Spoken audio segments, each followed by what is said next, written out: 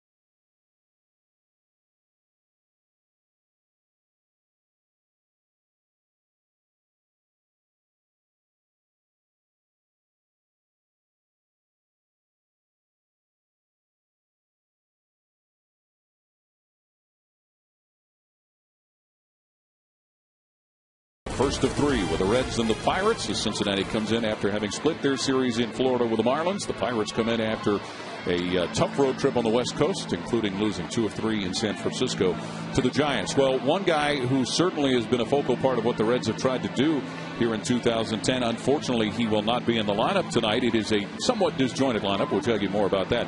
But Scott Rowland, whom the Reds got late last season in a prior-to-deadline deal from the Toronto Blue Jays. Brian Giesenslaw with a look at Scott Rowland.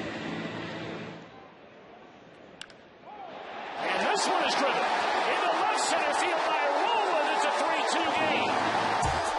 When the Reds traded for Scott Rowland last August, there were 2 reasons for the move. One was to bring in an all-star caliber player to solidify their defense. And 2 was to bring in a player who exemplifies the words professional and leader. You know, the word leader is skewed in a lot of terms, a lot of ways. I mean, there's a lot of different things that people see as leadership, and I don't think anyone's right or wrong. So, you know, like I said, experience in this game is a big issue, you know, and that's when I learned experience is the ultimate for me. You know, that's knowledge and wisdom. So, you know, and that's one thing that there's nothing that Joey and Jay can do to have experience. So when you see Ellis Burks walking around and Eric Davis walking around, these guys, that's experience. You know, that's priceless. That's stuff they can't get. So that's the stuff that they grab a hold of. And if there's questions, you know, they want to ask me along the way, or things they want to look at, you know, hopefully I'm an open book enough that they don't that they feel comfortable coming up, and hopefully I can help. The 5-time All-Star and 7-time Gold Glove winner's presence has shored up a defensive hole at third base. And along with another offseason pickup, shortstop Orlando Cabrera, the Reds have the veteran leadership they were sorely lacking in years past. Yeah, we're optimistic because you can look through our lineup, you can look at our defense, and you don't see, you know, a gap. You know, you don't see a hole somewhere. You don't see, well, I wish we would have. I wish we could have. You know, we have that pretty well solidified. It looks like. You know, it looks like we can play great defense, which is a big deal. We need to pitch. Everybody knows that. 30 teams need to pitch. You know, our bullpen. We're going in with as strong a bullpen as I think there is in the league. So, you know, that's a huge issue. You know, I've one of my time in St. Louis. You know, we watch the Astros go to the playoffs every year with, you know, Lidge, Dotel, and Wagner in their bullpen. So, you know, playing them, we knew, hey, you get that starter, you got 6 innings to get that starter, or we're in trouble, you know. And I think a lot of teams should look at this ball club and say, you know, we got 6 innings, but, you know, those starters are Ryan Cueto, Homer, Arroyo, obviously, and obviously competition with this spot. So, you know, I think everybody's excited about pitching the ball, fielding the ball, and you know, getting out there and seeing what Joey can do, and seeing what Stubbs can do, and seeing what Jay Bruce can do. I think that's the exciting part of the offense. You can already see the difference Scott Rowland has made in players like Joey Votto and Jay Bruce. The pressure has been taken off the young guns to be leaders. And although he doesn't wear the C on his chest, Scott Rowland is the unquestioned leader of the Reds. And thank you, Jeff Pecora, for give our goof on that. Scott Rowland certainly brings a lot of intangibles to this team, Chris. He's going to have to bring him in the dugout tonight. Well, you know, he's a guy who's right now afflicted with some flu bug symptoms. He'd love to be in there because absolutely, in fact, 2 of the best hitters against Zach Duke the Reds have career-wise are not in the lineup tonight. Joey Votto is hitting 625, believe it or not, against Zach Duke, and Scott Rowland is a 438 hitter against Zach Duke, and they're certainly going to miss those big guys on the corners, but hey, it's one of those nights where somebody else is going to have to pick up the slack. There's a look at Dusty Baker and the lineup that he's going to be taking out to present to the umpires tonight. We get a chance to share with our viewers. Drew Stubbs back in the lineup. Brandon Phillips in an unusual position. Been a while since he's been somewhere other than cleanup. And it really has. Johnny Gomes will sit in the cleanup spot. The big swinging right-hander will be coming up there looking for a fastball to drive out of here. Miguel Cairo plays first base tonight in absence of Joey Votto. Jay Bruce, Ryan Hannigan. Paul Giannis gets his second start, hit a home run and a double in his first start down against the Marlins. And Mike Leake, his second professional and major league start tonight here at PNC. And here's a look at the managers, John Russell and Dusty Baker, with the lineup cards. We will point out, you'll see that John Russell wearing the number 42. Of course, last night, all of the major leagues honoring the anniversary of Jackie Robinson's breaking the color barrier in Major League Baseball. The Pirates were off yesterday, so that's why they are a little late joining the party, and the Reds will do the same for the second straight night. Wear the number 42's 63rd anniversary of Jackie Robinson breaking the color barrier. And we'll take a look at Dusty Baker, who's had to work around that situation with his lineups, and with the anticipation that it'll be 2 more left-handers for the rest of the weekend. That's going to put the onus on guys like Johnny Gomes and Brandon Phillips to get on the beat. Yeah, and certainly, and quite frankly, Brandon Phillips has not hit very well against Zach Duke in his career. In fact, he's less than a 200 hitter. So we'll see if he can't get off the schneid right there. You know, it's just why you really carefully select your 25-man roster coming out of spring training, because you can expect that along the way guys are going to be injured, they're going to get tired, they're going to end up with a flu, they'll have a little nick or bruise right now. I think then and some guys are going to have to gut it through. Last night, Joey Votto did not look very good at all against the Marlins, but he was obviously having some back pain last night, and it just got too severe today, along with whatever flu bug he's got. He's just going to back it off. So you know you'd love to have guys like that in the lineup, but you just can't press them every day. You hope that the guy you send out to the mound is the best guy in your club, and he keep you in the ball game through at least 6 or 7 innings. And the Reds badly need a starter to go deep into the baseball game. Oh, they do. I mean, they've used a lot of their bullpen guys, but quite frankly, despite the fact that Dusty says, well, you know, he's asking guys to pitch in different positions, he's got plenty of arms down there right now. They're carrying 12 pitchers on this club. They've got 7 in the bullpen, but it's always easier to manage when you have a starting pitcher take you at least to the 7th inning. And that will be Mike Leake charged with attempting to do that. So a little more than an hour beyond when everything was supposed to start here in Pittsburgh. It looks like the game will get underway. We'll take a look at the Pirate defense tonight that John Russell will trot out there. This is a Pittsburgh team that certainly underwent a lot of changes because of their trades before the deadline last year. McCutchen, Millings, and Jones in the outfield. LaRoche, Cedeno, Iwamura, and Clement. Round out the infield with Ryan Domet and Zach Duke making up the battery. This is a Pittsburgh team that opened the season winning 2 of 3 here at home against the Los Angeles Dodgers. One of those victories coming from opening day starting pitcher Zach Duke. Well, the left-hander now 26 years old from Clifton, Texas. He was drafted out of high school in the 20th round by the Pirates way back in 2001. So he's in his 6th major league season as Zachary Thomas Duke, left-hander that right now, after losing 16 games last year, leading the National League in losses, he leads the National League in wins with 2-0. Who would have thought that out of a Pirate starter coming out of the gate? But he's thrown pretty well. Last year he pitched against the Reds 5 times and fashioned a 1-win against 4-loss record against this Reds ball club. But what he's been able to do this year is really establish his sinking fastball. He gets a lot of ground balls this year. Anytime he gets in trouble, he goes to the outer part of the plate against right-handers, turns the ball over, changes speeds, gets ground balls, and he incorporates a lot of ground balls. And that defense, of course, in the infield ought to be ready for him. And a defense that ranked very high last year in the National League as far as defensive statistics. Zach Duke trying to go to 3-0 for the 2nd consecutive year. Drew Stubbs back in the lineup. And hitting at the top of the order for the Reds. Chris Dickerson had been out there the last couple of games. So a rainy, damp, and much cooled off night here in Pittsburgh. Zach Duke with his first offering. A somewhat sparse crowd here at PNC Park. There's a lot of attention being focused on Mellon Arena, where the Pittsburgh Penguins hockey team is playing the Ottawa Senators in the first round of the NHL playoffs. Drew Stubbs 1-1 against Zach Duke. Well, you know, now that the Blue Jacket season is over, Paul, for some reason or another, my interest in hockey, which of course is avid behind the Blue Jacket, just seems to dwindle away here.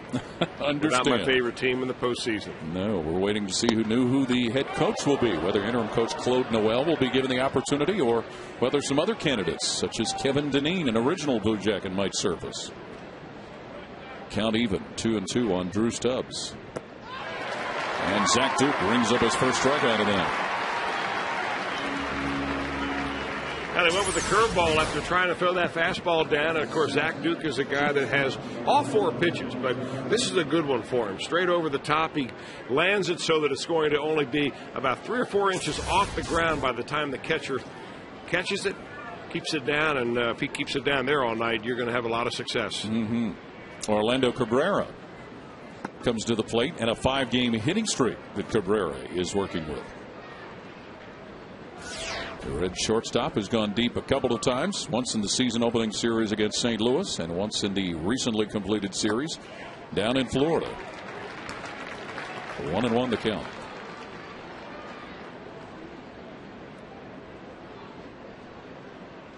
One hit last night for Orlando in 4 at-bats against the Marlins. Outfield playing him a little shallow and given a lot of room by Lasting's millage down the line in left field. Well, that's a good observation. Left field very shallow, center field very shallow. He's got some pop, but he showed us so far the home runs that Orlando Cabrera have hit have all come on pitches up around the letters, and he's facing a guy tonight who really pounds the bottom of the zone. Count 2-2 to the Red shortstop. Bust one foul. You mentioned Zach Duke trying to go 3-0 for the second time in his career. He went 6-0 in his first 9 starts of his rookie season. You mentioned Chris, an all-star last year. He was a replacement for Matt Cain of the Giants. 2-2 pitch with 1 out. A little too tight. And that's really not a pitch designed to get him out at that point. He'd love to be able to scrape the inside corner right there, but he wants to change Cabrera's eye level. He'll go back down and away probably on the next pitch. Right up the middle. Base hit for Orlando Cabrera. So the hit streak now goes to 6 games. Now Duke kicking himself because he made a mistake right there. The catcher wants it down and away. He throws it pretty much down the middle. And that's the area that Orlando Cabrera rarely misses a ball. He gets it up there, loves the high pitch, and singles it right back through the box. So the Reds with a runner on for Brandon Phillips. When is the last time, and a rhetorical question, that Brandon's not been in the cleanup spot? That is a good question. I guess we could put our Stats LLC team to work on that and let you know. But the important thing is he's still in the middle of the lineup, and he's really been unable over the course of his career, about 30 at-bats, to solve Zach Duke. Comes in here only 5 hits in 30 or 29 at-bats against Duke.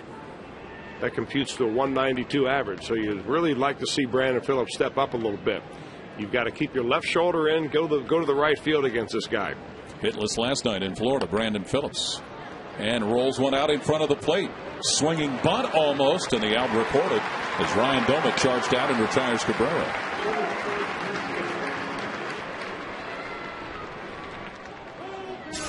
Well, the ball just inches in front of the plate by the time it's all said and done. Of course, you're not going to get a double play, not with the speed of Brandon Phillips. In fact, I was unsure really watching Phillips come out of the box where he thought that throw might go. Maybe he thought it was going to first base, but as it turns out, the throw a little wide at second base. They're able to get the lead runner. Cabrera's erased for Phillips. And Johnny Gomes, the 2-out hitter. Couple of hits and a run scored last night for Johnny Gomes in Florida. He also fanned twice.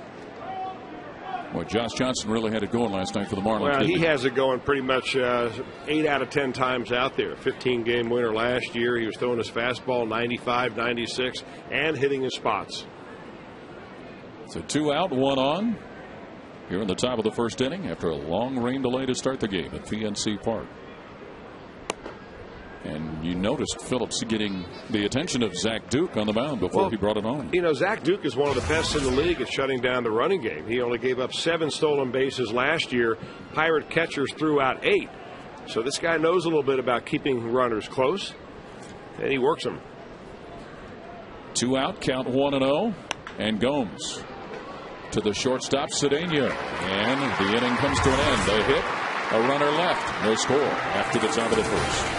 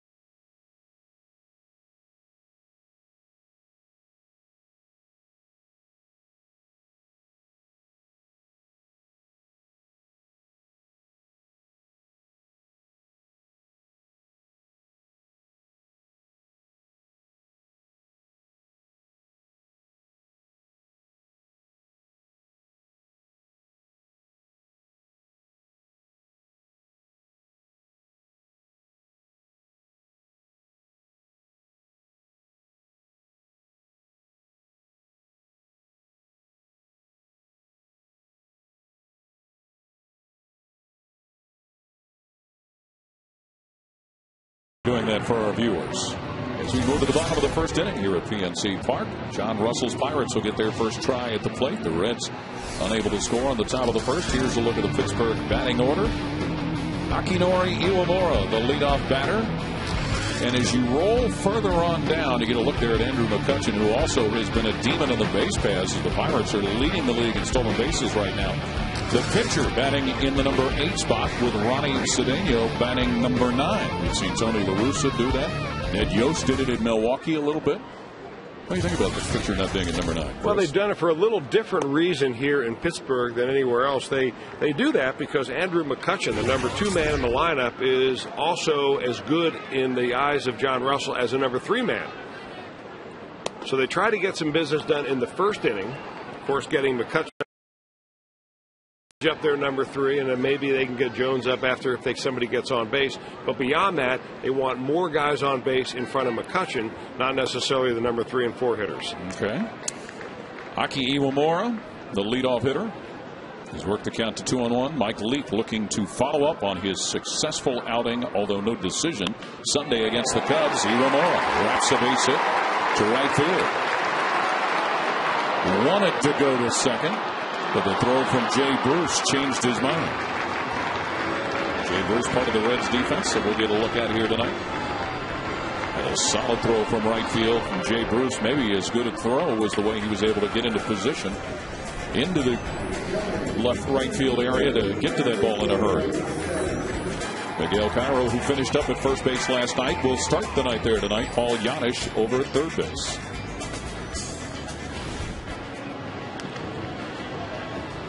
So Andrew McCutchen will come to the dish with Iwamura at first base. This is a guy that there certainly are a lot of expectations of what he can potentially do in this Pirate order. 243 here early on in the season. Well, I think you ask any scout that comes to watch these Pirates, and they'll say that this guy, this young man, is a complete player, and he's obviously the best player in this ball club. 5 for 5 in stolen bases. He's a rare combination of power and speed, and loves to hit the fastball. And busts one into right field again. So back-to-back base hits to start the bottom of the first for the Pirates. Iwamura and McCutchen. You know, and you talk to any scout, an advanced scout or just guys who are filling out reports about this team, and you ask them about the Pirates, and the one thing they'll say is that they don't hit the breaking ball very well, but they will hit the fastball. And we've seen 2 batters at the top of this lineup both pick on fastballs. Iwamura going the other way with it. That time, McCutchen going the other way. Iwamura got one up around the letters and pulled it. So Mike Leake digging himself a little bit of a hole right here, not able to get anything done against the first 2. He's given up half the number of hits that he yielded on Sunday against the Cubs. Lastings Millage came over in a trade from the Washington Nationals last year. Nobody out and 2 on as the Pirates with a threat going, and Millage gets a nice bunt down. And Mike Leake throws it by Brandon Phillips, and the Pirates will get a run out of it.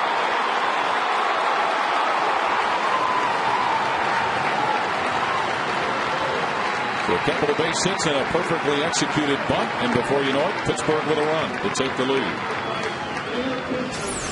Sacrifice error pitcher, no RBI. Pretty doggone good bunt right here. How many times you see the number 3 hitter laying down a bunt in the first inning? It looks like Brandon Phillips was just a hair late getting to first base right here, and that's why Mike Leake looks up. There's nobody there. He's got a double pump.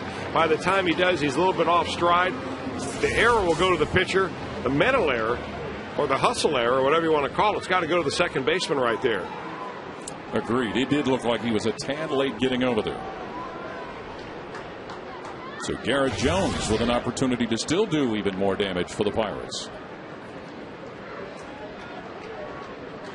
Left-handed hitting right fielder. He has spent some time also at first base. Garrett Jones and Mike Leake trying to work out of a jam. You talk about dead red fastball hitters. You're looking at one right here in Garrett Jones. 0 for 2 with a couple of walks on Wednesday, and the Pirates' loss in San Francisco to the Giants. 1-0 Pittsburgh after a couple of base hits and an error on a bunt. And if you're a starting pitcher, you know, you're thinking about damage control right here. You've got, you know, nobody out, runners on the corners. You're willing to give up a ground ball double play, which would score a run, to get 2 outs right here. Well, Jones had been struggling early on in the year. He snapped an 0 for 12 streak with a couple of RBIs Tuesday night against the Giants.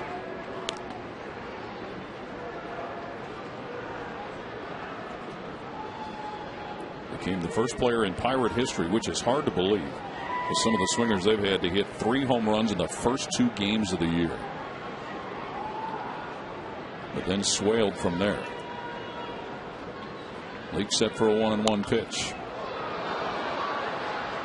Well, you know, anytime you get any of the top hitters in this lineup, the 1, 2, 3 guys on base, you're thinking about possible stolen base. You mentioned the Pirates among the leaders in the league in stolen bases. They have stolen 10, have not had a runner thrown out yet. The Reds have also stolen 10, but they've had 4 thrown out. Millage with a slight lead at first.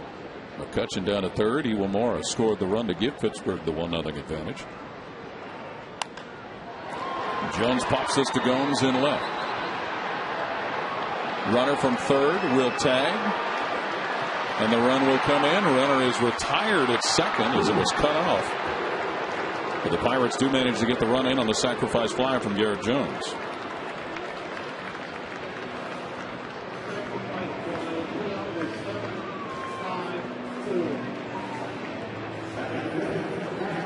Well, the Pirates, just like that, have taken a 2-0 lead. Well, that's the advantage of being able to catch a ball and hit the cutoff man right there. If Johnny Gomes comes up throwing and tries to get the runner at the plate, likely he doesn't get McCutchen, and you eliminate the possibility of a cutoff and a play at second base. So the Reds end up getting a double play after all, mainly because you do the fundamentals right. You keep the ball down when you throw it and hit the cutoff man. So the double play. And now Ryan Doumit. Right field has been a favorite spot for the Pirates tonight. As Doumit puts the third base hit into right field, he's going to run for a double and be erased because of his greediness, Ryan Doumit. But it is a successful inning for the Pirates. They score 2 and have a 2-0 lead.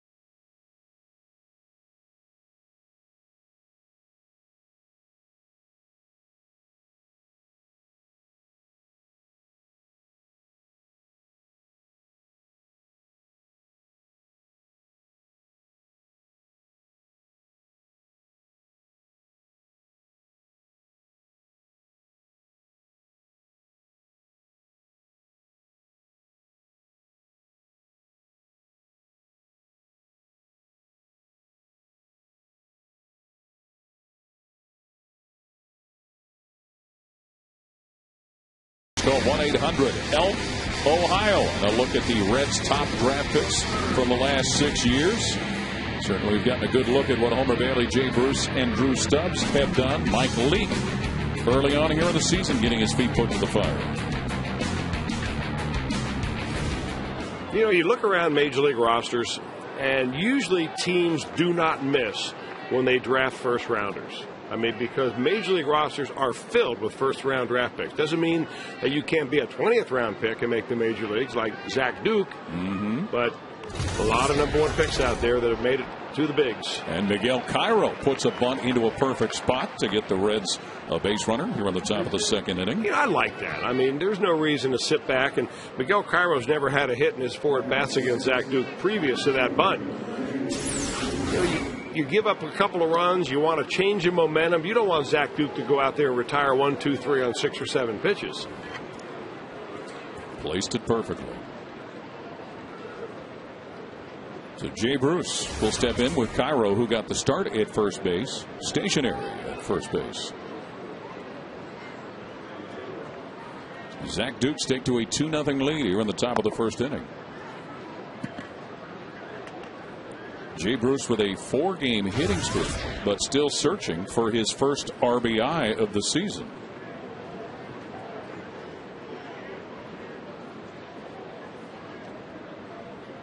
Lefty on lefty with Cairo. A brief lead at first. Could be trouble. Ronnie Cedeno makes the turn, but not in enough time. So Cairo erased on the flip from Iwamura to Cedeno, but the throw down to first not in time. Well, the ball really got slowed down by the infield. Of course, they had the tarp covering it, but there's still some wet grass. And the infield here rather slow. And Jay Bruce busted down the line to try to turn that potential double play into simple fielder's choice. So with 1 out and 1 on, it'll be Ryan Hannigan getting the start behind the plate tonight. Of course, Ryan, a big 3-run homer in the just completed series down in Florida against the Marlins.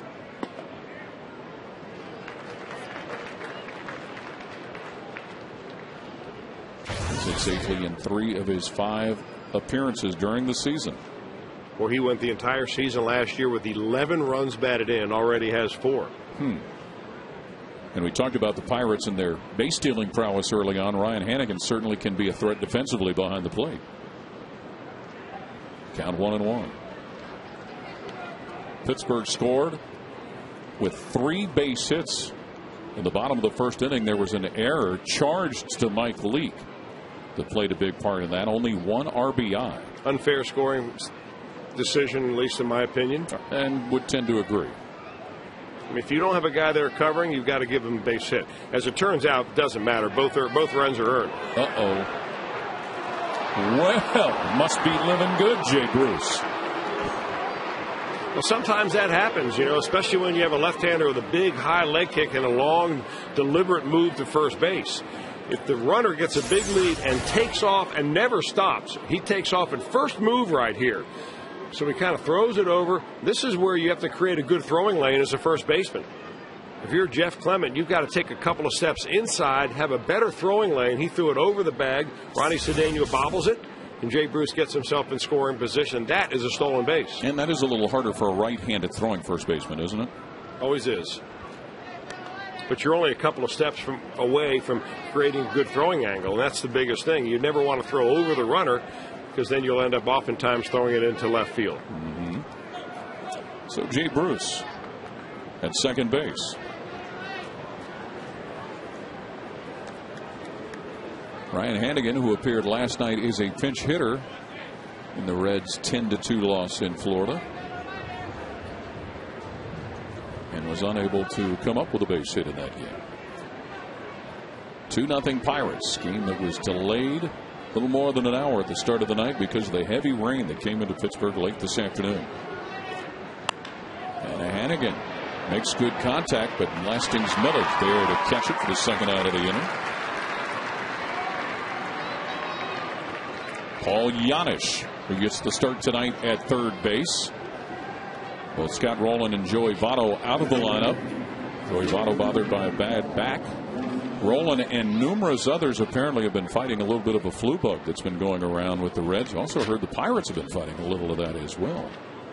Talking to Paul a little bit while we were down in that series in Miami, and he got a lot of playing time, a lot of at-bats on a regular basis in spring training. It was really in a very good group. In fact, he hit as well as anybody down there.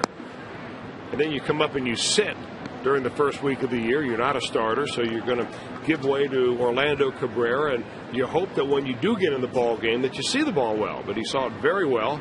Has not in his career against Zach Duke, as you see there. Count 1-0 with a couple out. And the Reds down by a couple of runs. Of course, after the Reds traded Alex Gonzalez last year, Paul Janisch was able to get a great bulk of the work at shortstop. After that trade in August the 14th of Gonzalez to Boston. Off-speed pitch. Count 2-1 to Paul Janisch. Yeah, that's the pitch you have to lay off of, because this guy lives down and away. He can hit that spot all day long. He'll hit it at 88 with a fastball, and then somewhere in the low 70s with a changeup. And just lock you up. I mentioned after that Gonzalez trade by the Reds, when Paul Janisch was able to hog a lot of that time, he led all major league shortstops with a .995 fielding percentage. And in 82 appearances at shortstop, committed just 3 errors. Count 3-1. Reds trying to manufacture a 2-out threat, trailing by a couple of runs. Well, Janisch coaches the walk out of Zach Duke. I really believe that if the Reds had more backup shortstops, true shortstops at the upper levels of their minor leagues, Paul Janisch, they may not have felt the need to go out to get Orlando Cabrera. But the problem was that if you did give Paul Janisch the starting job, who do you have to back him up in the event he gets hurt? There was really no insurance policy except for Zach Cozart, one of the more natural shortstops the Reds have. Good prospect, but certainly not ready to sit the bench at the big league level. Even talk about Todd Frazier for a while there. So Mike Leake, who had a couple of hits in his debut on Sunday, will take his turn with 2 out and 2 on. Hey, Mike Leake was a pretty good hitter at Arizona State one year when he was a junior. I think it was a junior year, maybe it was a sophomore year. He hit .340 for the Sun Devils.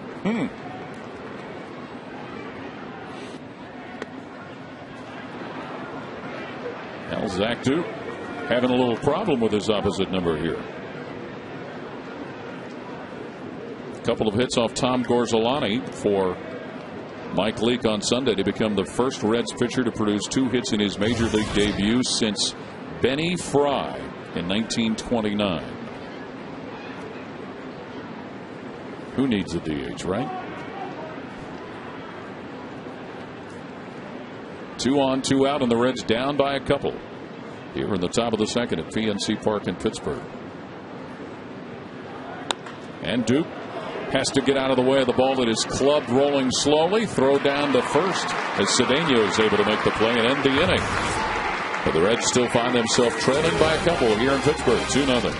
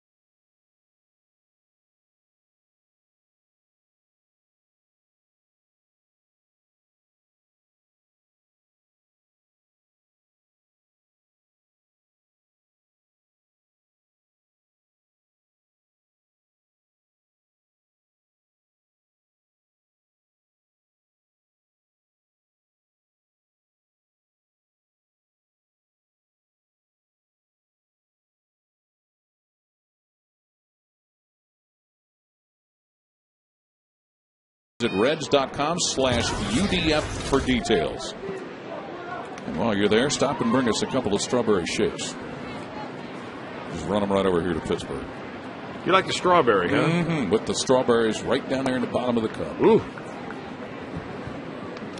Jeff Clement, the leadoff hitter for the Pirates here in the bottom of the second inning, as Pittsburgh has a 2-0 lead.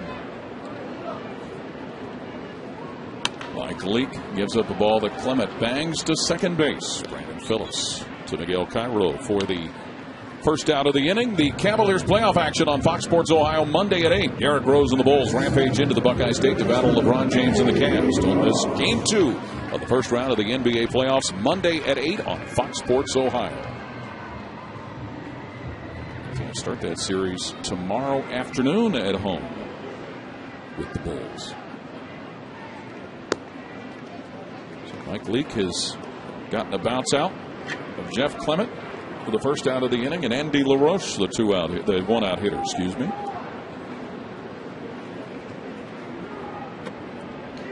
Well, Mike Leake found out Sunday what it's like to get into early trouble, loaded the bases against the Cubs and worked out of it. Yeah, he worked out of it. Bases loaded, nobody out. Got out of it against the Cubs with no runs. Yielded a couple in the top of the first. 3 base hits and an error that Leake was charged with. You know, I like his command. I mean, really what he showed us on Sunday is the fact that, you know, you take command over stuff anytime, but he also has a very quick pace of pitching. I mean, he gets it and he's ready to go. And you get better calls behind the plate that way. You get plays made by your defense better because they're ready. They're not back on their heels. They're on their, you know, on the balls of their feet because they're going to have to wait for 30 seconds between pitches. They're on point. Mike Leake needs a strike here. Count 3-1. But can't get it. Issues the walk. First he surrendered the night, so Andy LaRoche trots to first, and pitcher Zach Duke, hitting in the number 8 spot, will go to the plate. Chris, we were talking about this novelty. Maybe that's the wrong word to use. The pitcher's not hitting ninth. If you ever get a chance to go out to the old Crosley Field out there in Blue Ash, and you know how they've got the scoreboard of the last game that's ever played at Crosley Field? Juan Marichal hit 7th that night. He could rake, huh? He could. Duke unable to get the bunt down. The lead, Dick Dietz, the catcher, was one of the 2 players that batted behind. He might have been Hal Lanier, the other.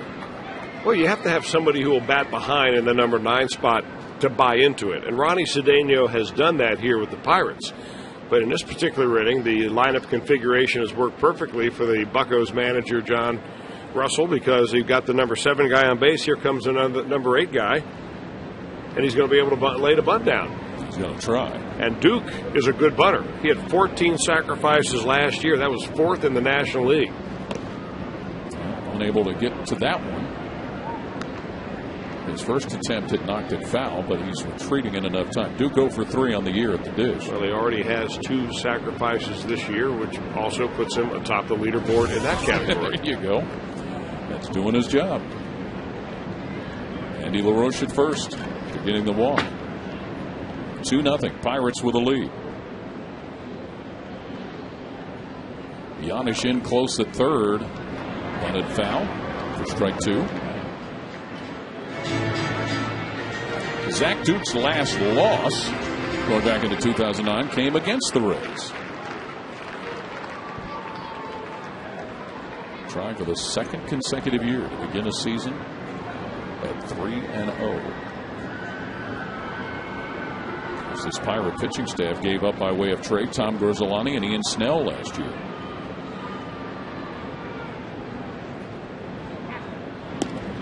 Well, one thing Zach Duke has done, you know, one of the things that you're taught to do as a pitcher in a sacrifice situation is move way up in the batter's box. And even with 2 strikes on him, he is still way up in the batter's box. And in fact, his front foot is almost out of the batter's box entirely. That gives you, when you turn the square, a lot more fair territory with which to work. If you're behind the plate, way in the back of the batter's box, you've got to lay down a pretty perfect bunt. Now, there's some attention that the home plate umpire has directed toward the Pirate dugout. I don't know, maybe Andy LaRoche hurt himself, taking a lead off of first base. They're going to run out there and check on him. Paul Angel Hernandez was talking a little bit over there into the Pirate dugout, so Andy LaRoche is being looked at. As John Russell has come out, as well as Pittsburgh's trainer. Sandy's brother was here last year. He was another player that was moved. This was a Pirate team that went into free fall fire sale prior to the deadline last year. Yeah, and you really never know what happened, or maybe Andy LaRoche had a problem previous to this. Going back to the bag right there. It was the first call timeout. Maybe he jammed his foot. Brad Henderson, the trainer's out there. John Russell's out there to talk to him. Carlos Garcia, the new first base coach this year for the Pirates, is the one who got the trainer out there. You're kidding me. They're going to take him out, Chris. Wow. They don't build them like they used to. Apparently. So John Russell's got to make a change and get a new third baseman into the game. So here we are in the bottom of the second inning, and the Pirates already having to scratch a player, possessing a 2-0 lead. You know, like I say, he may have had already some kind of a problem leading up to that, and we, of course, are not aware of that. There's all sorts of things that go on in Major League clubhouses, in the training room, that the media are not privy to, mainly because they don't want the opposition to know. If a guy's got a sore wrist or something like that, they don't want that opposing pitcher pounding him inside. And if he's got a sore leg and he's a base stealing threat normally, they don't want to realize that he can't steal because his leg is sore. So it could be that Andy LaRoche had a problem ahead of time, and as it is now, John Russell's going to have to mix and match to get his lineup ready. And Bobby Crosby will come out and take LaRoche's place at first base as the runner, and will be at third base. Bobby acquired from the Oakland Athletics, and the son of a former Reds player, Ed Crosby. Count 1-2 on Zach Duke, who's been waiting for a while to continue with this. So the count even with Crosby at first base. His dad, Ed Crosby, in '73, was acquired by the Reds after Dave Concepcion broke his leg prior to the All-Star break, and the Reds needed a shortstop in a hurry. Man, you're like a walking, talking Reds encyclopedia. I love it. You know, young kid with not a whole lot to do back there in Silverton. We were listening to the radio a lot. Wow. Dave Concepcion sliding into third base the last game before the All-Star break. Broke his leg. It left the Reds with Darrell Chaney, and then they went on and traded to get Ed Crosby. 2-2 with one out. Nice ball put down by Zach Duke. He would have done his job. Duke retired on the sacrifice. Crosby on to second base. Chris, I'm assuming you knew that. I just beat you to the punch on that. Negative on that, Paul. While you were listening to radio, I was out playing. Well, he does it with two strikes. Zach Duke does, and you get in a situation where you're 2-2. You don't want to go 3-2. Mike Leake throws a strike down the bottom of the strike zone, but Duke is a very adept bunter. Helps himself right here. Lays down his third of the season. Well, and part of that form that you talked about to show why he led the league in sacrifice bunts last year. So the Pirates with two out, runner in scoring position, and the number 9 batter, Ronnie Cedeno. That did not lead the league, Paul. He was fourth in the league. Fourth in the league, among the leaders, certainly. Among the leaders. And that's something that you want to know when you're the opposing pitcher, the opposing defense, whether the pitcher can actually handle the bat. Duke can. And Mike Leake, 1-0 pitch to Cedeno.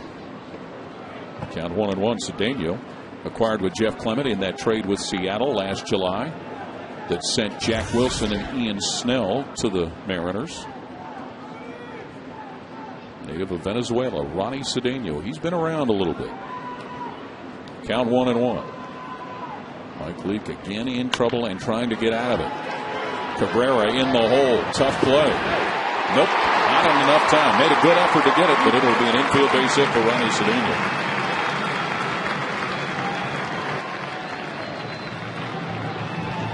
Well, Cedeno used to have a little better wheels than he does now, but he's still pretty fleet of foot going down the line. And Cabrera has to go several steps to his right. Comes up throwing. On the money the throw goes, but Cedeno simply outruns the play. So right back to the top of the batting order for the Pirates. Aki Iwamura, who started the game with a single to right field and scored the first run of the night for the Pirates.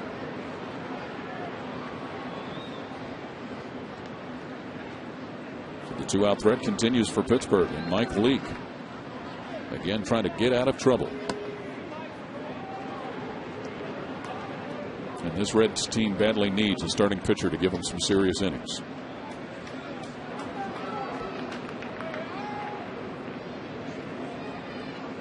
Iwamura, part of the Tampa Bay team who went to the World Series a couple of years ago. Became expendable.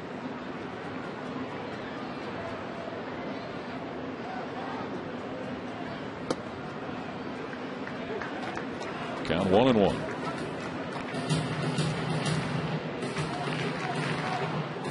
Iwamura, the game-winning RBI in the gold medal game for the Japanese team of the World Baseball Classic a couple of years ago.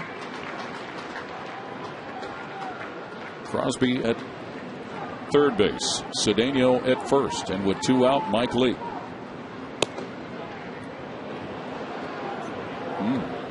Gets a call there on the corner.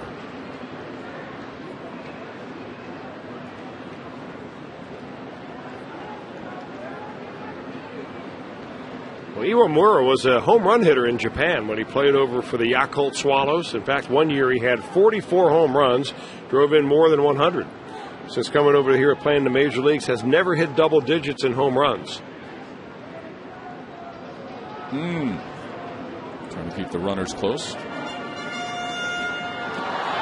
But he's a pretty good fastball hitter, a high ball hitter. He's had some knee injuries and some knee problems when he was down in Tampa Bay. In fact, to this day, he still wears a very big brace on his left knee, but he wears baggy pants to try to conceal it. 1-2 with 2 out. Iwamura up the middle, plates another run for the Pirates, who have a 3-0 advantage. And Cedeno will move to third base on the hit.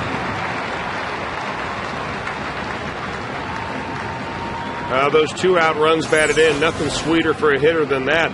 Not all that bad of a pitch, although it was down the strike zone, caught a lot more of the plate, I guess, than Mike Leake wanted. But you have to give a little credit to Iwamura. He stayed in there, he kept his hands back, and just tried to drive that ball straight up the middle. So he is 2 for 2 off the Reds' young right-hander. So 3-0, Pittsburgh with a lead. And the 2-out threat continues. As Andrew McCutchen will come to the plate looking for his second base hit of the night.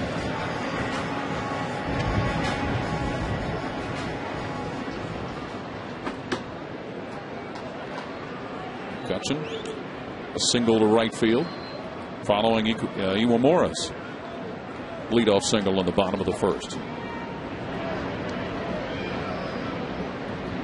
Cedeno at third.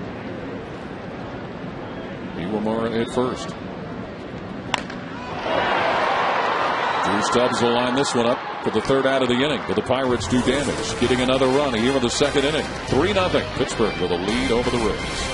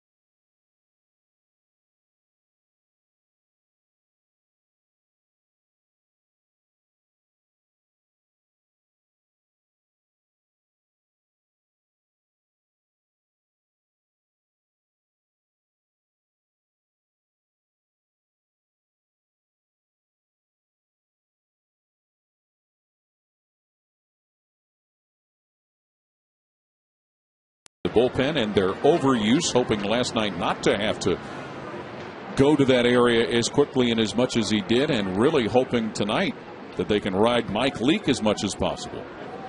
Well, that's really the last thing that ought to be on Mike Leake's mind, though. I mean, that's the problem of the pitching coach and the manager. I mean, Mike Leake has to worry about getting through the first inning and then the second inning and then essentially worry about it pitch by pitch. If you look up and you're still in the ball game in the 7th or the 8th inning, you've done a great job. But in the meantime, it's not his job to protect the bullpen. He's got to worry about the business at hand, and right now he's down 3-zip. Drew Stubbs to lead off the third after striking out to begin the game. There's a good look at Mike Leake, who has yielded 5 hits and 3 runs to the Pirates. Pittsburgh leaving a couple of runners on base. Drew Stubbs in a 1-2 hole against Zach Duke, who has given up only 2 base hits on the night to the Reds. Bobby Crosby remained in the game after replacing Andy LaRoche as a pinch runner, and he is down at third base for the Pirates.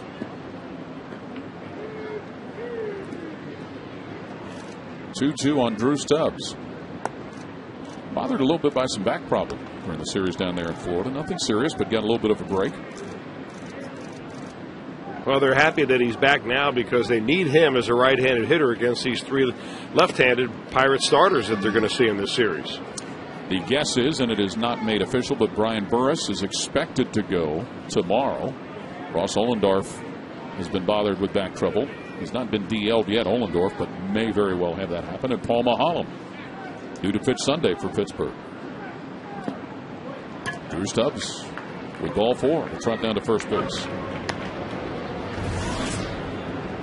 Speaking of the pitching rotation for the weekend, the Reds will have Johnny Cueto on the mound tomorrow night and Bronson Arroyo, a former Pirate, on Sunday.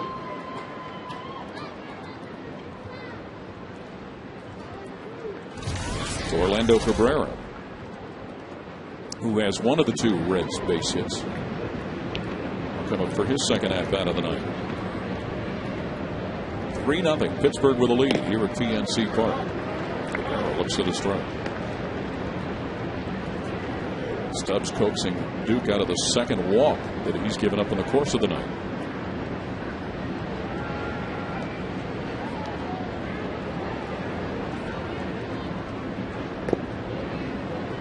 Once again, the outfielders are giving Cabrera the lines down both right and left field and playing him shallow in the outfield.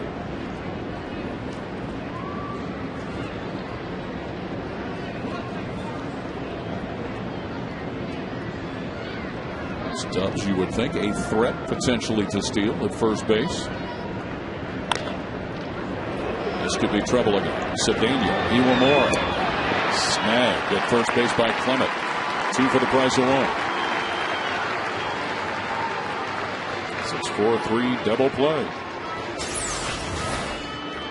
Well, he's a ground ball machine, is Zach Duke, and if you get on top of that fastball, and you're going to hit most of it over the top anyway because you got late movement down, you're going to end up just like that. Easy ground balls with a runner at first.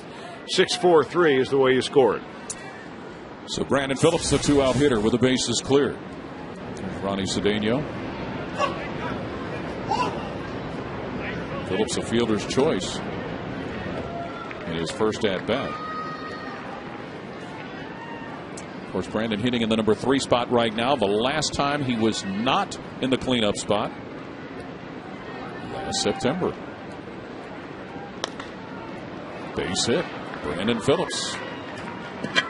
Third base hit of the night for the Reds.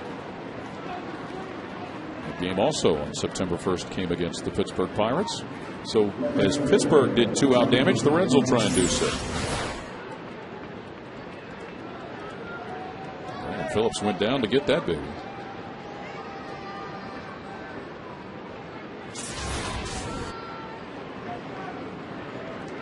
So Johnny Gomes,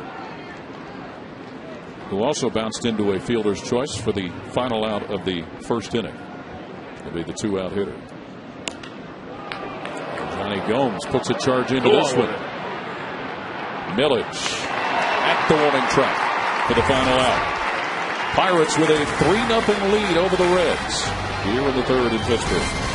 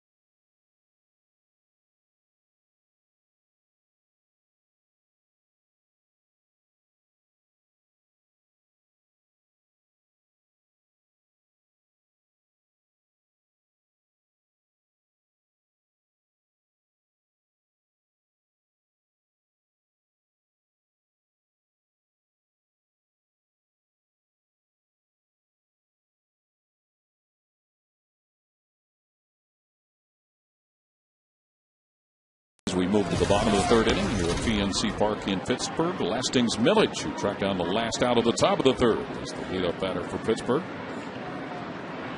Millage reached thanks to an error on a bunt attempt in the first inning.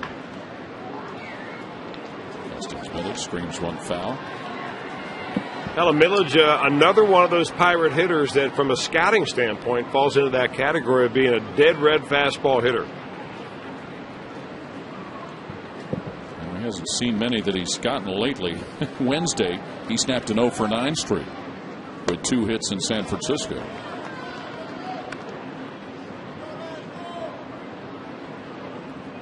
Some supporters out there in the outfield for Lastings Millage in deep left field. I don't think he's displayed that kind of power yet.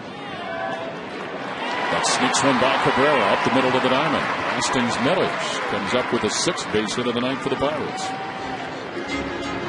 Let's take a look at our Honda standings feature for tonight, and we go back to 1992, the last time Pittsburgh had a winning record. The Pirates won the National League East, went to the playoffs, and were beaten by the Atlanta Braves, and it has been a long time between drinks of water. The last time Pittsburgh had a winning season. 18 years for the Pirates, 9 years for the Reds.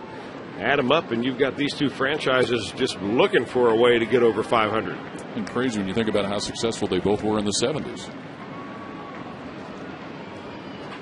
Or even in 1990. Yeah, before free agency. Yes. Before arbitration that would escalate salaries to the point that small market clubs can't afford superstars. Mm-hmm. You couldn't pay that Pittsburgh Pirate We Are Family team today. Oh, no. A chance to see some of the highlights of that during the rain delay of their 3-game sweep of the Reds in the 79. Any more than you could afford to pay the Big Red Machine. Absolutely. Garrett Jones, the hitter, with one on.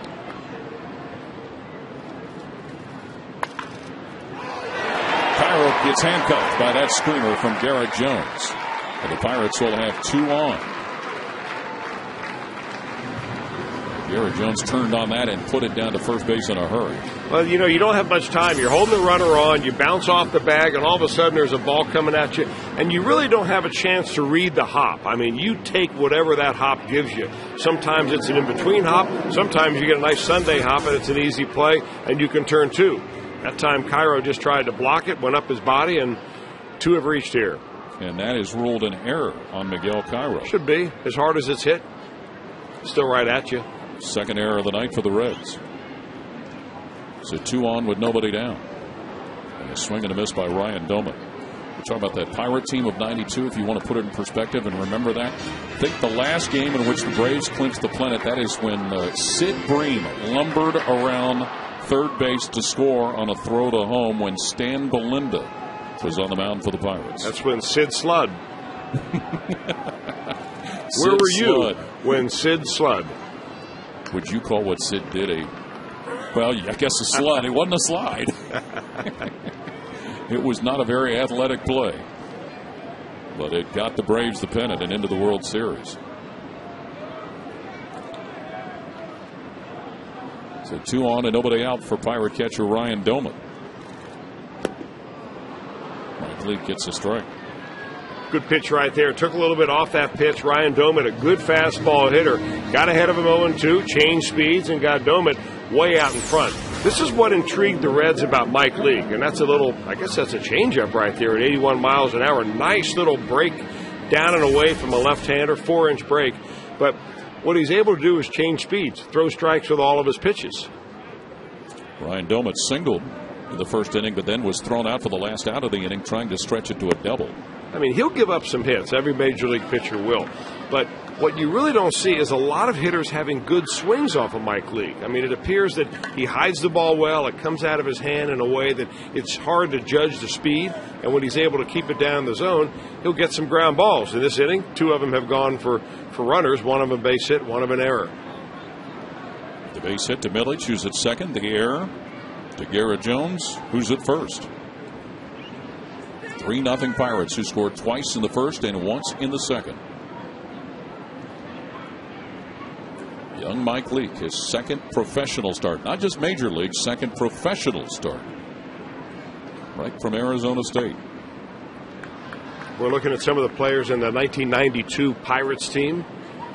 Of course, Barry Bonds was the big guy in the middle of that lineup. 34 home runs that year, knocked in 103. Bonilla. Would he have still been there? I don't think Bobby Bonilla was on that ball club. Okay. Andy Van Slyke, Michael Lavalier, Jose Lean, Jay Bell. And, of course, their pitching staff was really the ones that did it. Doug Drabek was very good that year.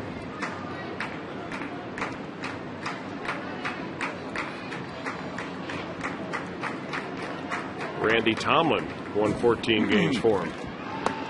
Swing and a miss. So down goes Tomat on strikes.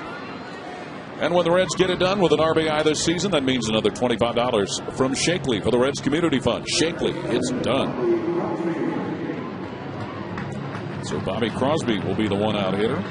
Well, a good recovery right now for Mike Leake. I mean, he ought to be out of the inning. The Reds have given the Pirates an extra out because of the error at first base, but he comes right back to pick his teammates up and goes back-to-back strikeouts. Well, he continues to pound the bottom of the strike zone. You just have to love the way this kid, just continues to stay with what his strength is. He really doesn't seem to be too terribly overwhelmed by everything out there, despite being behind 3-0. Well, the way you see a young pitcher is overwhelmed by the situation is that he gets away from what he did to get here in the major leagues. He tries to rear back and throw too hard, thinking, uh-oh, these are big leaguers. I better add something to my fastball because they're going to hit my regular stuff. And Leake doesn't seem to be tempted by that. He knows his game is down and away, down and in, changing speeds, flipping up an occasional breaking ball. As soon as he starts to overthrow, they'll start whacking that ball all over the park. 3-0 Pittsburgh with the lead. Pirates with 6 hits, and they've been helped by a couple of Reds errors. Count even at 2-2 now. And Bobby Crosby came in to replace in the second inning Andy LaRoche, who LaRoche walked, got to first base, and then after going back to the bag on a throw from the pitcher, seemed to have injured himself or possibly have re-aggravated something else.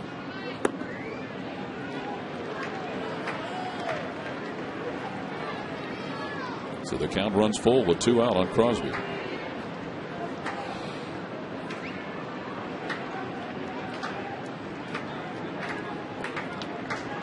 Two out, 2 on, and the Pirates with a 3-run lead. Mike Leake walks Bobby Crosby.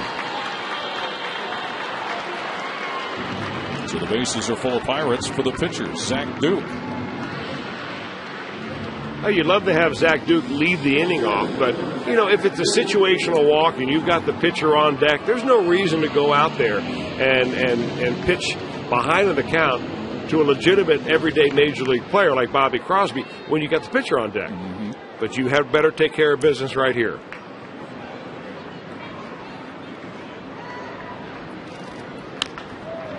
Bouncer where Phillips has to back up on. And Duke is retired on a grounder to Brandon Phillips. Pirates with a 3-0 lead over the Reds as we move to the 4th.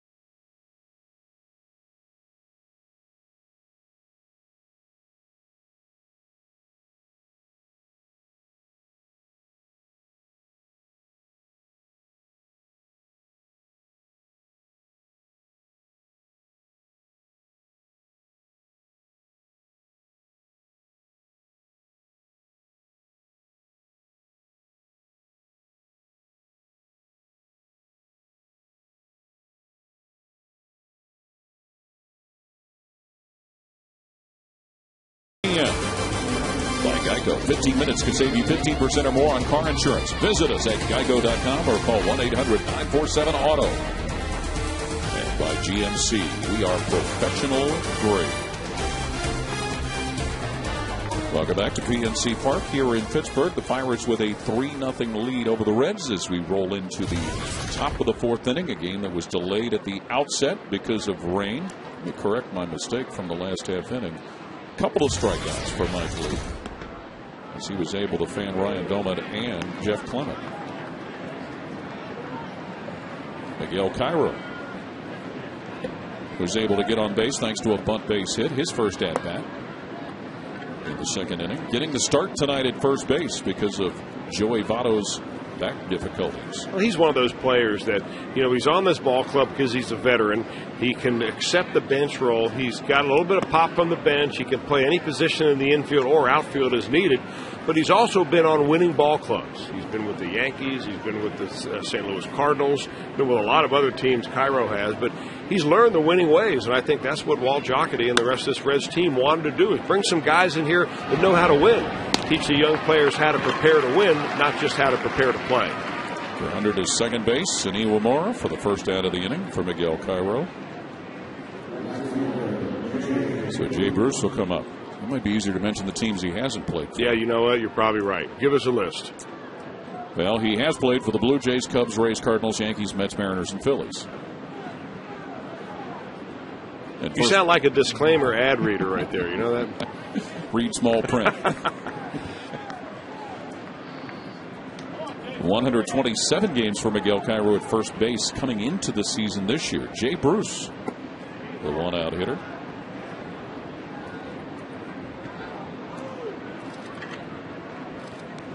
There's a look at Miguel Cairo. Of course, Jerry Hairston Jr. was a guy the Reds could plug in pretty much anywhere the last few years.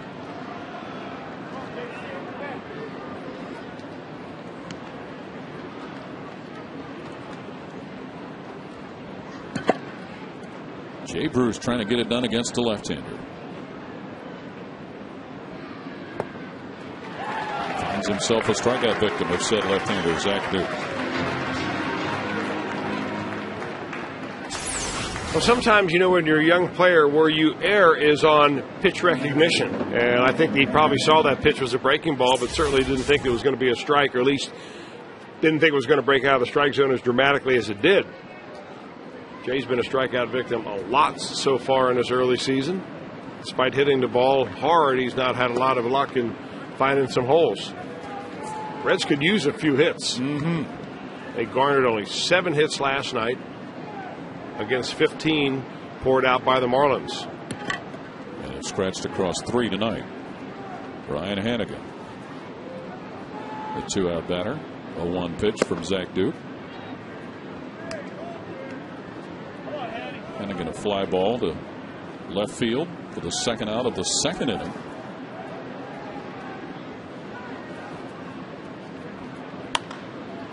Opposite way, base hit for Ryan Hannigan. 4th hit of the night for the Reds. Well, time now for our TNT trivia question. Who is the only player in Major League history with 100+ home runs with the Reds and the Pirates? 100+.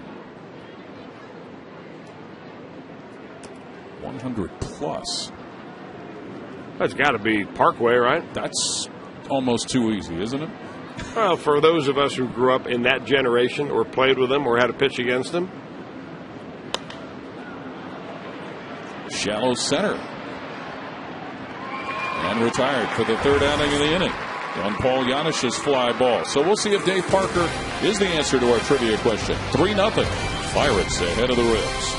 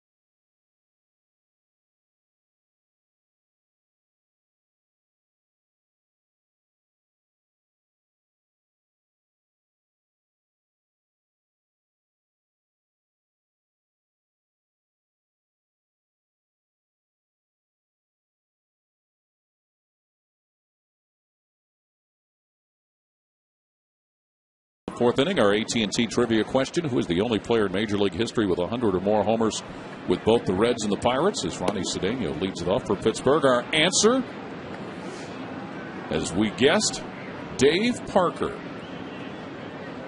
Just got over 100 with the Reds, part of the 1979 World Championship team. The pride of Quarter Tech High School in Cincinnati. And for those youngsters who may not know what or where Quarter Tech High School was, it is now where Cincinnati State is, and on Central Parkway. Mm-hmm. In fact, he was coming through Quarter Tech about the same time that Buddy Bell was playing over at Moeller High School. Mm-hmm. And they would play Quarter Tech. Buddy Bell used to say Dave Parker would pitch. Oh, that'd be a scary thought. It was scary. Brandon Phillips can't quite get to that looper off of Cedeno's back. Parker at least 6'5", 6'6". Bell would say, hey, this guy was the same size in high school. And you talk about intimidating. At the plate, Dave Parker would swing it and hit it hard and run hard and look out if you're at the plate and he's coming around. The Cobra. Dave Parker. Great player, ought to be in the Hall of Fame. Ought to be. In my book. And one of the funniest men you'll ever be around in your life. Is that so? Oh, incredible guy. Have not had the pleasure. Well, Cedeno with a base hit on Aki Iwamura, the hitter. A couple things to remember about Dave Parker. The 1979 All-Star Game at the Kingdom in Seattle. Threw an absolute strike from the outfield to Gary Carter at the plate to retire Brian Downing. And then somewhat early in his career here in Pittsburgh, remember he had a broken jaw and he played for a while with half a football face mask off his batting helmet? That was a little intimidating coming around third, heading for home that way. You know, he told me if we said a couple of real good things about him, he'd send up some of that fine fried chicken that he makes at his restaurant and up in the booth one of these days. That would be beautiful. So, Cobra, we're waiting. Iwamura back to Leak. This could be 2. Cabrera, Cairo, double play. 2 for the price of 1. As Mike Leake fields his position nicely, getting the double play ball out of Aki Iwamura. We talked about Dave Parker and his exploits during his outstanding career. Much of what was spent here. We'll get another look at the double play. Well, after giving up a couple of hits to this guy, you love to get him to come right back at you. You able to glove it, and that ought to be a double play all day long. So Mike Leake gets that ball turned around, and so the 2-out hitter for the Pirates will be center fielder Andrew McCutchen.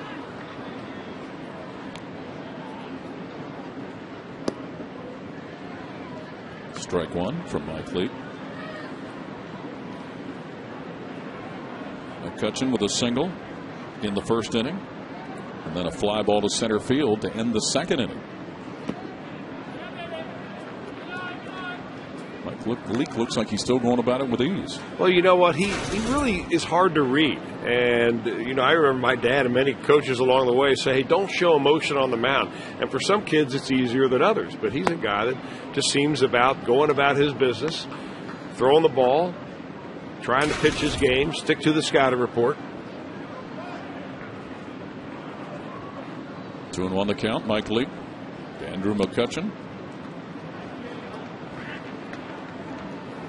Leake 6 in the third inning, 4 hits, 1 run, 5 strikeouts, and 7 walks in his debut Sunday against the Cubs. And gives up a walk here to Andrew McCutchen.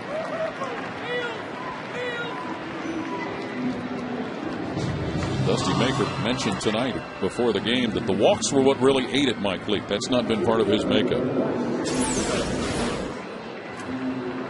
Now, this is the last pitch. And that it back, or make it the 3-1 pitch of the last one. Yes, it was a ball down and away. Second walk he's given up tonight, if my count is correct, which is always possibly not. Got a big lead down there. McCutchen trying to test the move of Mike Leake. I mean, because nobody really has the book on him yet. No major league scouts were scouting Arizona State over the last few years, so they want to find out what kind of move he's got so they can put it in their little data bank. That was a pretty good looking move there. Yeah, he's got to be. He's a very good athlete. I mean, and that's what it takes also. Quick feet on the mound as a right-hander. The quicker you can turn, the better you're going to throw. You kind of short arm it over there. Those leads by McCutchen now shortened up significantly. Now big again. 3 walks that Leake has given up. Yeah, and you got to figure with 2 out that Lasting's millage is probably going to give McCutcheon a chance, maybe a pitch or 2, to see if he can't try to steal second base. I mean, the running game is a lot of what the Pirates are all about.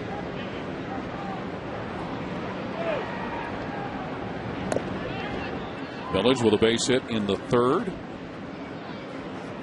And then was able to get on base with a bunt and an error by Mike Leake in the 1st inning.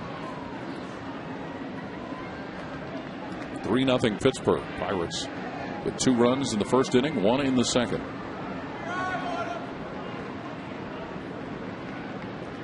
1-0 pitch with 2 outs. Millage jackknifed away, but strike.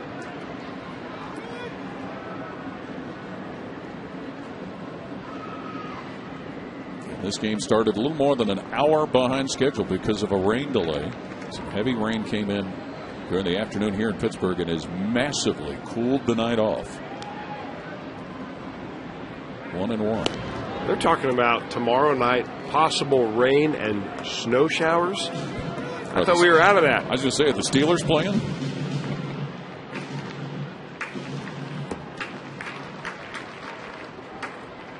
But there are some brave souls out here in the stands tonight.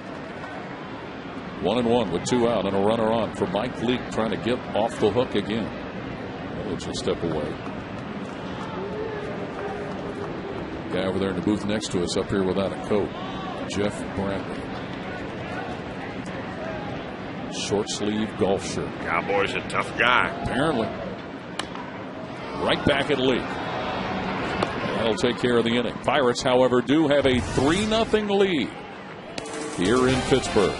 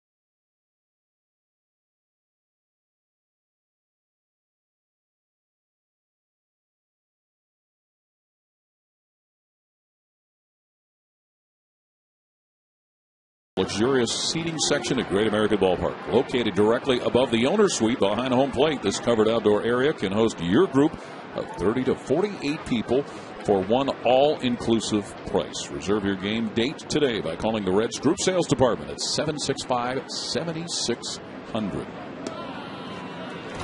Chance to get a real close look at that suite last week, Chris. Did you like it? Very nice. You're not kidding. It'd be nice to put a group together to watch a game there. Put together a little bus trip with some folks from Columbus and come on down. Yeah. Mike Leake, who grounded out to short in his first at-bat, is the leadoff hitter for the Reds here in the top of the 5th inning. He'll be followed by Drew Stubbs and Orlando Cabrera. Zach Duke rolling right along for the Pirates. Leake with his 3rd base hit of his major league career. He looks pretty good swinging the timber up here. I'll tell you what he does. I mean, he hit the ball hard the first time up, even though it glanced off the pitcher's glove, and he ended up making it out. Went right back up the middle with it. 2 hits in his first start, 1 for 2 here in his second start.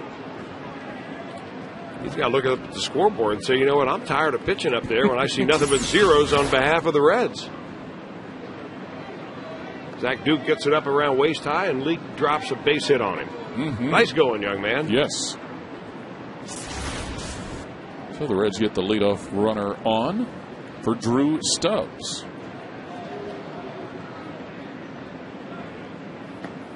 Stubbs led the game off with a strikeout and then walked in the third.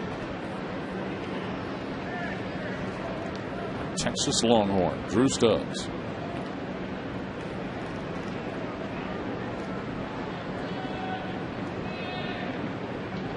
1-0 pitch from Duke.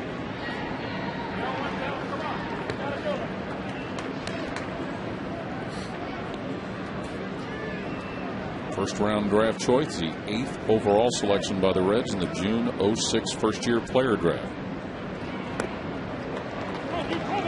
Now those last two pitches in a microcosm of really how Zach Duke goes about his business.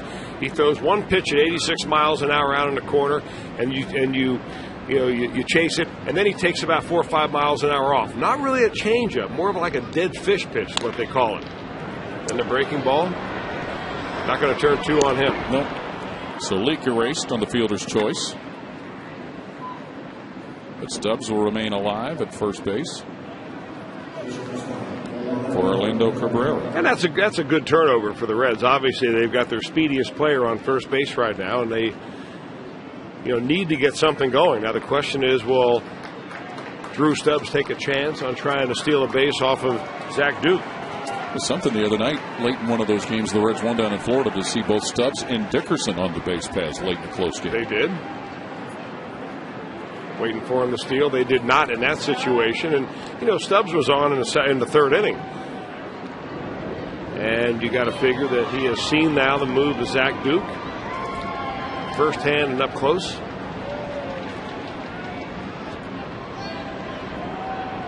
Cabrera singled in the first inning. And in the third, well, I almost hesitate to mention it, but he bounced into a double play. 3-0 Pirates, who've gotten 7 hits, and Pittsburgh has left 6 on base. So they've had a chance for more. The Reds have stranded 5 today. And they've come up with 5 base hits. There goes Stubbs. They'll get the force at second base and turn the double play to end the inning. Even with Stubbs running, the Pirates are able to turn 2. 3-0 Pittsburgh with a lead.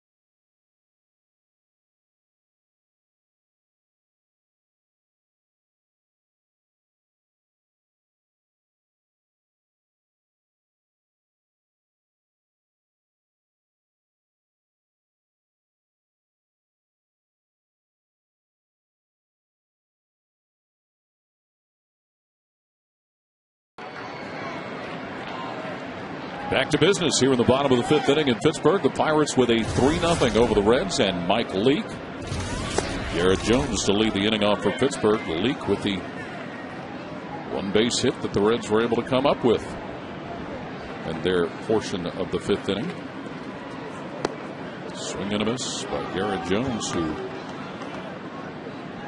who was looking for a fastball and got a changeup. Yeah, he got caught, didn't he?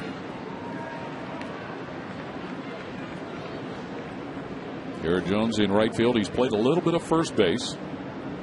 1-1. Leak to Jones. He's in a 1-2 hole. Jones with an RBI in the first inning. In that Pirate 2-run inning, the only RBI of that frame. And then reached on an error by Miguel Cairo when he just screamed a ball down at first base and it handcuffed Cairo. Brandon Phillips to Miguel Cairo. Takes care of the first out of the inning. Time now. It is that time for the Coors Cold Hard Blast. And we take you back to Wednesday night in Florida. Paul Yanish going deep against the Marlins. Scattered the crowd with that blast into left field.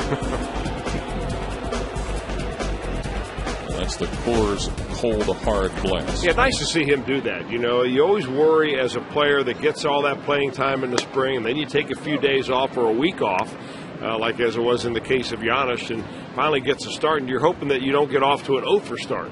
You know, where then maybe another week before you get some more playing time. Get a couple of hits, including a home run and a double, and it kind of takes a little bit of the internal or the personal pressure off. Paul getting the start at third tonight. Scott Rowland bothered by a little bit of the, I guess it's a little bit of a flu bug, kind of the indication we got that's been going around. Cairo will field the ground out and make the put out himself.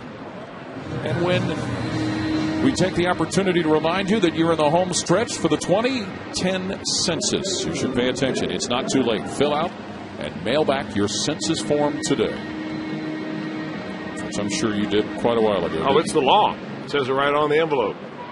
Yes, it is. So hurry up and do it before you forget about it. Jeff Clement, the 2-out hitter. 0 for 2 with a strikeout and a ground out to second base. Jeff Clement.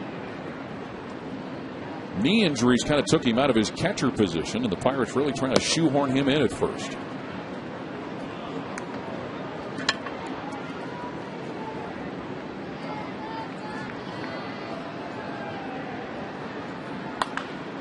Cairo with another opportunity. Second straight play that he makes the put out unassisted. Miguel Cairo. The Pirates out in order here in the 5th inning. 3-0. Pittsburgh with a lead.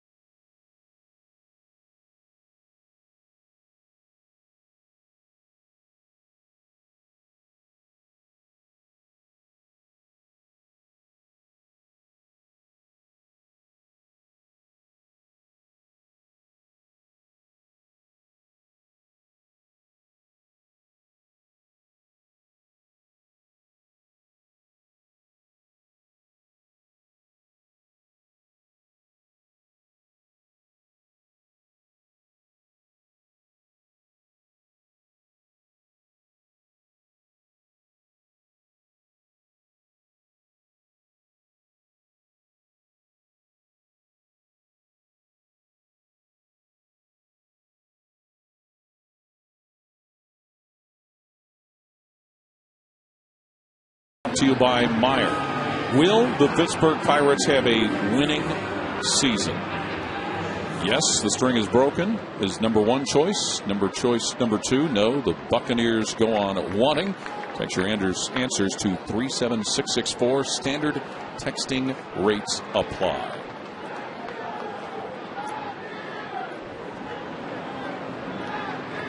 18 losing seasons in a row for the Pirates. Cedeno. Wow. Throws another on Brandon Phillips. Ronnie Cedeno.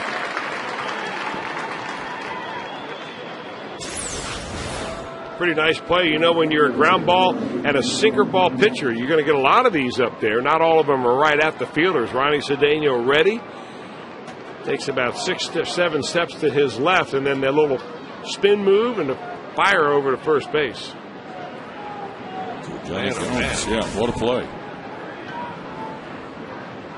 You know, they missed Jack Wilson, but plays like that will help him forget him.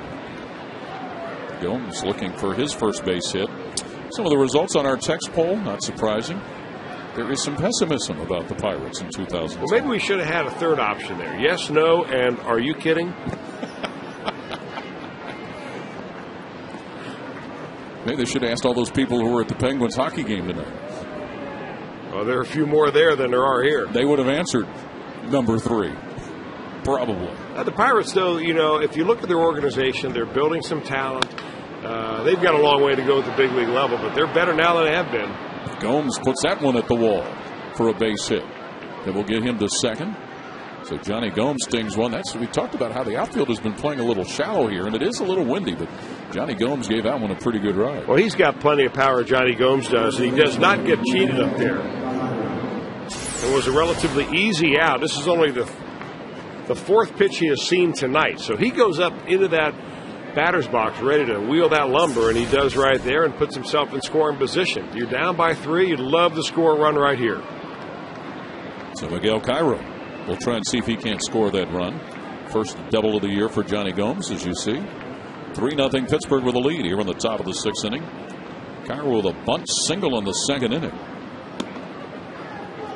And a ground out to third base.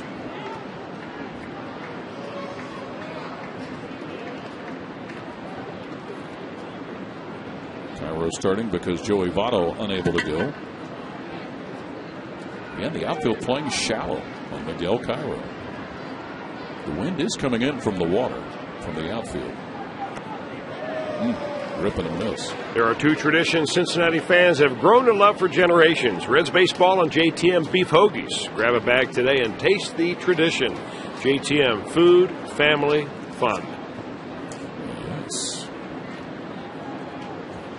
Of the many teams Miguel Cairo has played for, he was part of the Phillies team that won the National League pennant last year. Spent some time also with their AAA team at Lehigh Valley.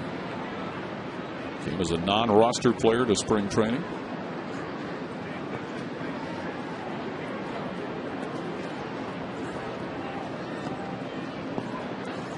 Had a chance to play in the postseason at the league championship level and at the division level, but not to the Fall Classic. Outside. Inactive for the Phillies last year when they were in the World Series against the Yankees. 27 games with Philadelphia last year.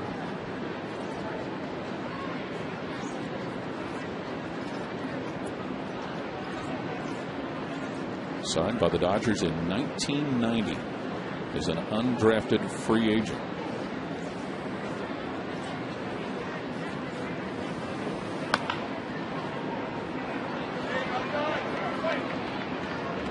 And it always does become a little interesting when you get a guy potentially like Joey Votto who can really hog the playing time at first base. We know about Yonder Alonso, and he needs time at the minor league level to get continued at-bats. Who do you end up with as your backup first baseman?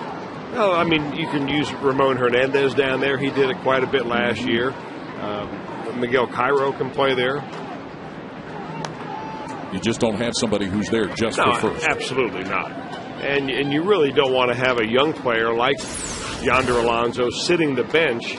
You know, he needs professional at-bats.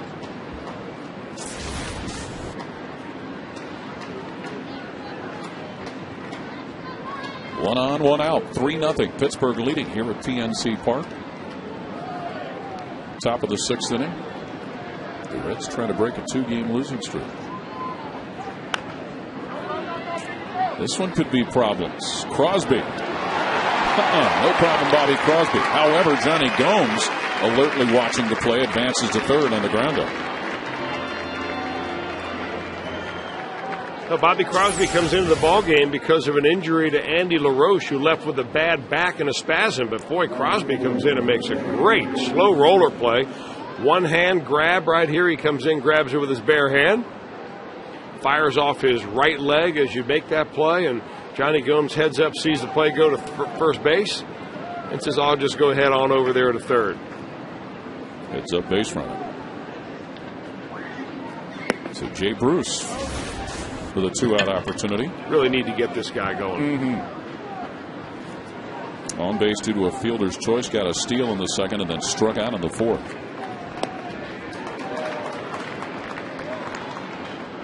That's a big, long swing right there by Jay Bruce. And, you have to continue to remind yourself he's just a young player. Only a year and a half in the major leagues. But you got to keep your mechanics right. Do we get tempted because of the flashes he's shown? Well, yeah, you get tempted because you watch him take batting practice and he's blasting the ball all over the ballpark with a very sweet swing. But when it comes to game, pitch recognition is a very big part of it. Chops it on the right side of the infield. Could be a base hit. Could be. Oh, what a play. Pirates are able to get Bruce out. So the 2-out threat quelled. 3-0. Pittsburgh and Zach Duke with a lead over Mike Lee and the Reds.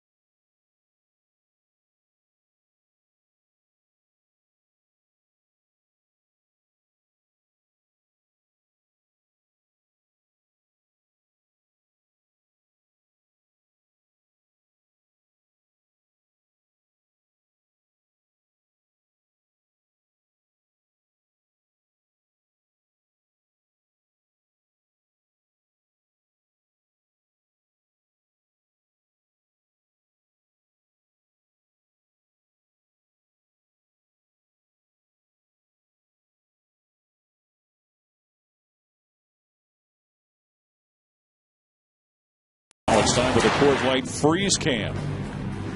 The pierogi race here in Pittsburgh. You were talking about pierogies before the game started. Yeah, I was getting a little hungry before the game. Thought we had a long rain delay, and it turns out the sauerkraut salad.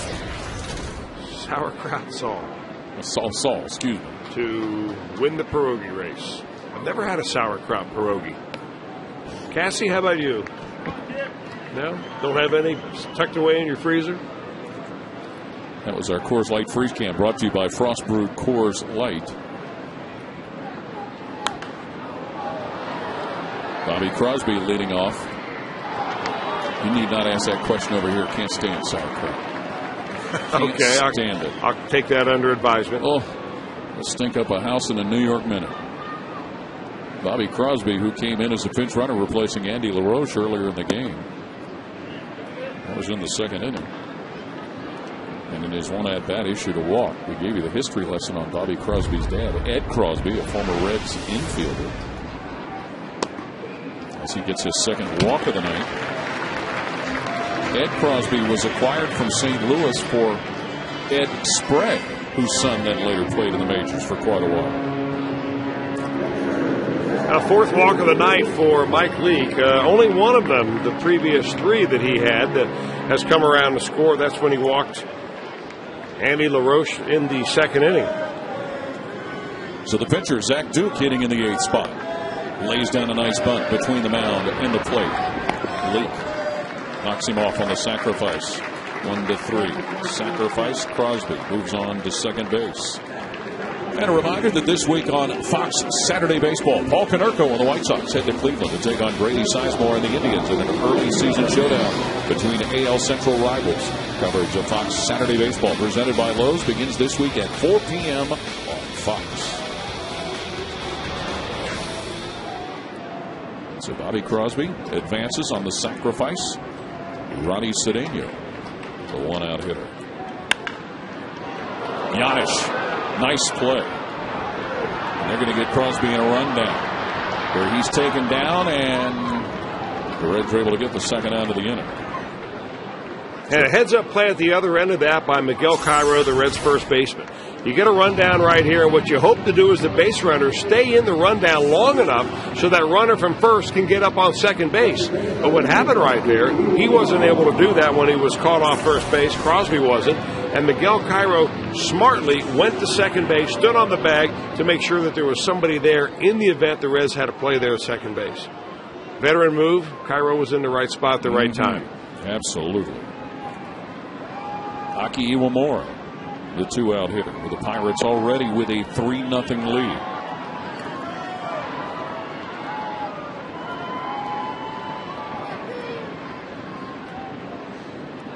Iwamura with a couple of singles and bounced into a double play in the 4th inning.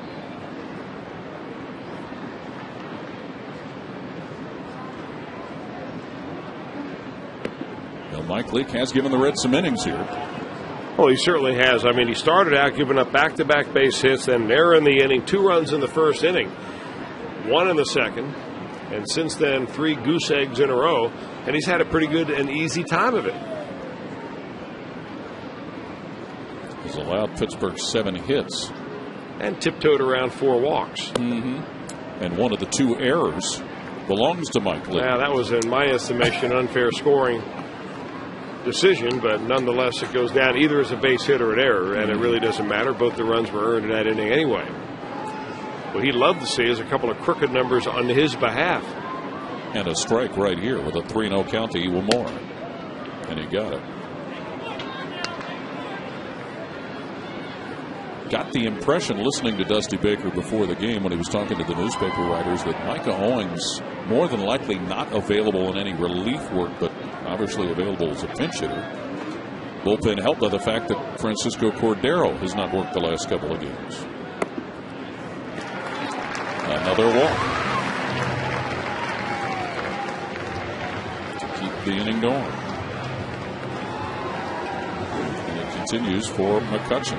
Well, there are such things as situational walks, and there are such things as just not having enough confidence to throw your stuff in the strike zone. I think that maybe Mike Leake's getting to that point where, you can take it to too much of an extreme when you start pitching around somebody and not giving in to someone. You got to know who you can give in to, and because you certainly don't want to do that with somebody who can hit a 2-run homer.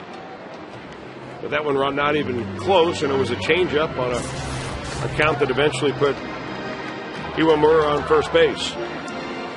The visit by Brian Price pretty quick. Nobody right now up in the Reds bullpen. He's just eyeballing that. Some folks standing, but nobody warming up. 2 outs and 2 on for the Pirates. Andrew McCutchen, a walk, a fly ball, and a single in the first inning. 3-0 Pittsburgh.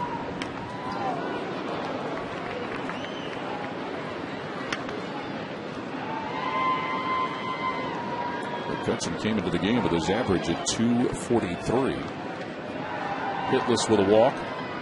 The Pirates' last game on Wednesday at San Francisco. That, by the way, was a game in which the Pirates fanned 11 times against the Giants' Jonathan Sanchez.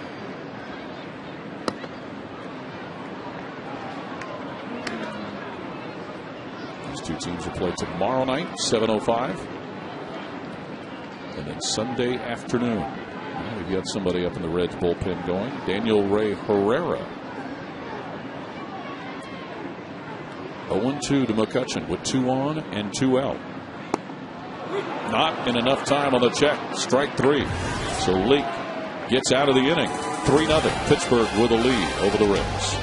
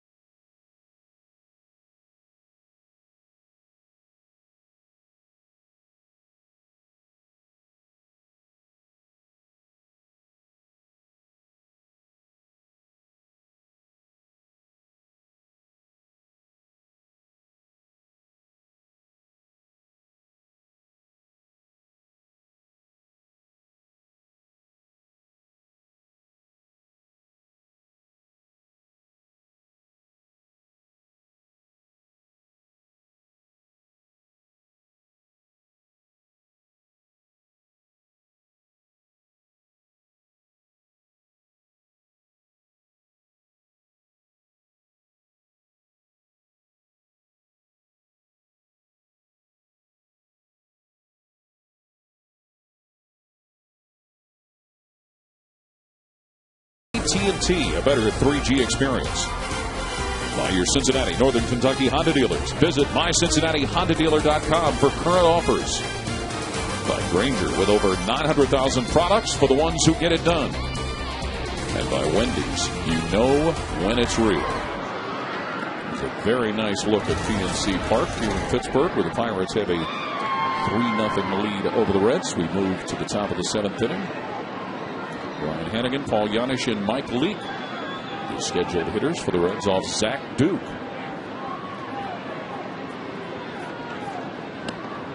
And here's a look at what Zach Duke has done on the mound. Well, we told you early on that Zach Duke was a ground ball pitcher and he would get a lot of ground outs, and he's done exactly that. Through 6 innings, 13 ground outs, including a couple of ground ball double plays, only 3 flyouts, and 2 punch outs for Duke. So the scouting report was correct on him. There's a fly ball that Millage will track down off the bat of Ryan Hannigan for the first down of the inning. And there really haven't been all that many hard hit balls. I mean, Johnny Gomes obviously hit the base of the center field wall with a line drive. That was very well struck. Cabrera hit a line drive in the first inning, but, you know, solid line drives have been few and far between for the Reds against Zach Duke tonight. Without question. Paul Yanish, 0 for 1 with a walk. And a fly ball that Clement fields rather treacherously. Had it all the way. So 2 are gone.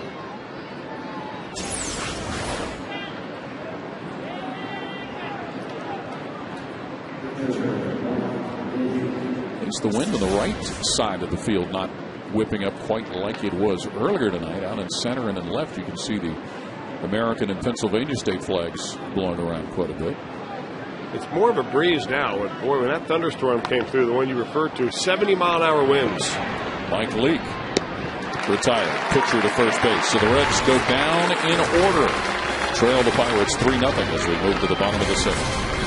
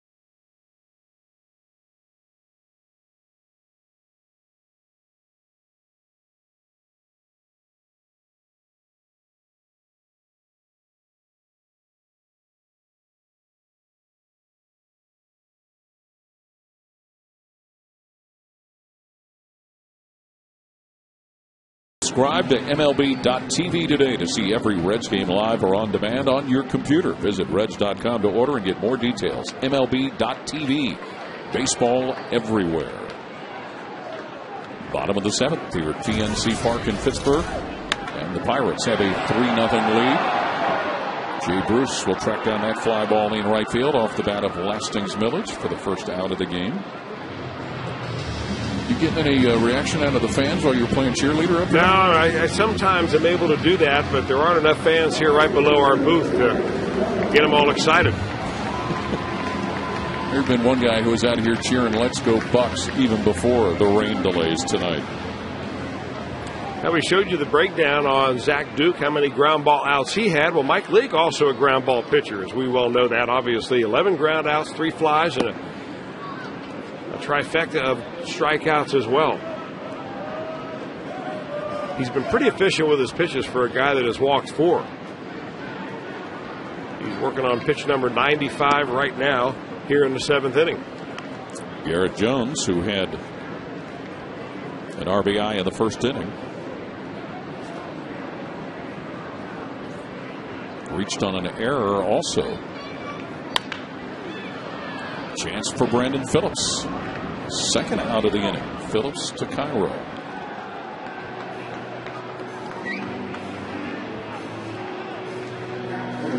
Sunday, NASCAR on Fox moves to Texas, where Jeff Gordon will try to defend his title and take home the checkered flag for the 2nd straight year. Coverage of Sprint Cup Series racing from Texas Motor Speedway begins Sunday at 2 p.m. in high definition on Fox. Fly ball to right, ground out to second, and Mike Leake trying to get the 3rd out of the inning as he works on Ryan Domet, the catcher. Domet, one of the strikeout victims.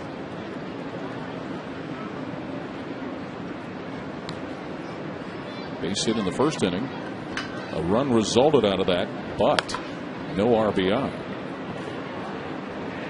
Or excuse me, that was not where the run scored. Domet with a single, but then got greedy going to second and was thrown out for the last out of the first inning.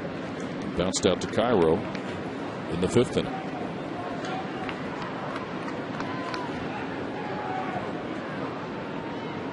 They're trying for what will be a second inning of the night in which he's retired the Pirates in order. Did so in the 5th.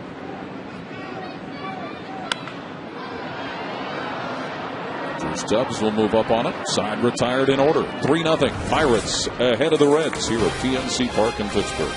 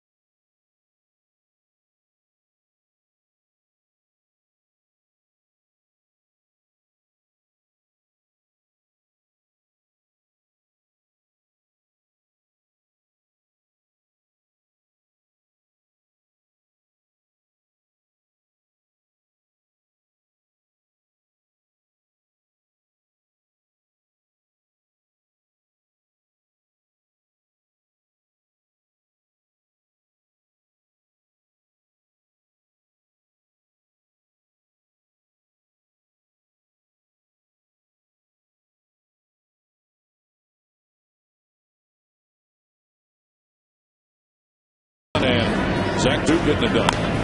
Well, he is getting it done. 7 shutout innings tonight. He comes into this ballgame sporting a 2-0 record. Trying to start the season again for the 2nd year in a row with a 3-0 record. Zach Duke's got the Reds really kind of eating out of his hand.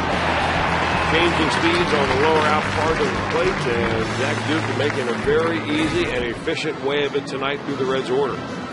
You know, what's really helped him and hurt the Reds tonight is two of the guys who historically have hit the best against Zach Duke are not in the lineup.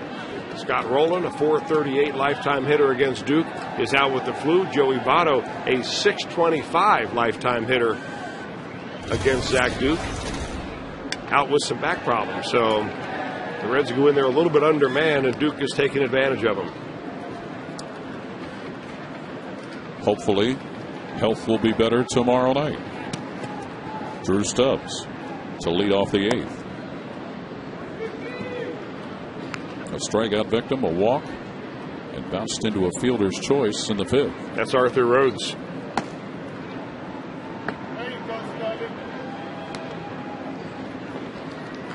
Duke so far, as you see, Rhodes, who you mentioned, Chris, Duke has matched going 7, the high as far as innings total for him in his previous 2 starts. He went 7 in his last outing at Arizona. Well, he's as efficient as you can expect a pitcher to be. 89 pitches right now. Here he is in the top of the 8th inning. And remarkably, he's only had 1-1-2-3 inning, and that was last inning. He's thrown a couple of ground ball double play balls, and that's one way to get the other team going as you walk the leadoff hitter. Second time he's walked Drew Stubbs on the night. Here's the crazy thing. When you look at all the numbers of Zach Duke, the all-time winningest pitcher in the 10-year history at PNC Park. For a guy who led the league in losses. Yeah, and he's 26 years old. Well, his night is over. We'll have our skyline call to the bullpen. Nice outing for Zach Duke. He leads with the Pirates ahead 3-0.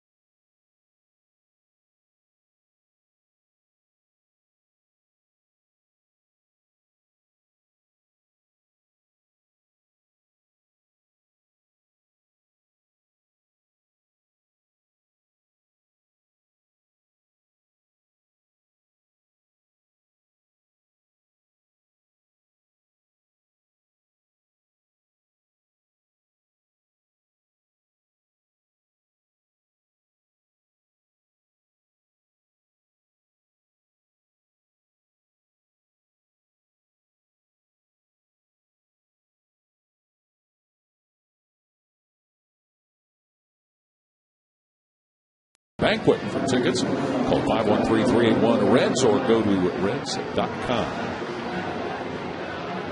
Well, Zach Duke leaves the ball game. 7 innings. Runner at first. Stubbs, his responsibility still.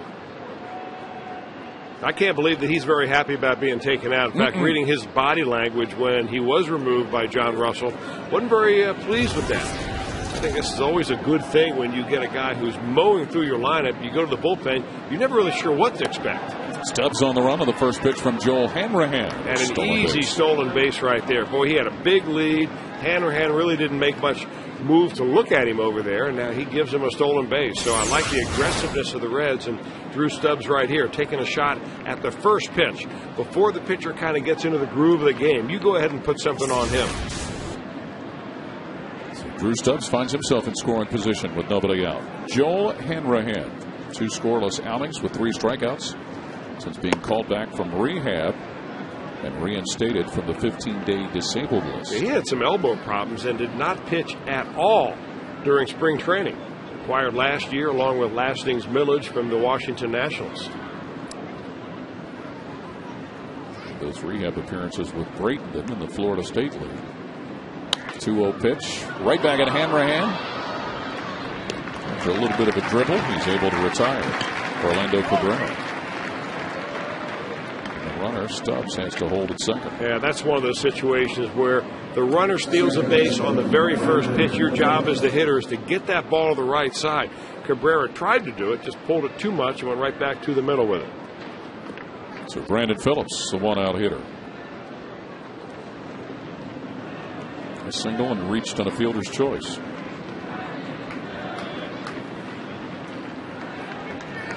The Reds' next run would be their first run of the night.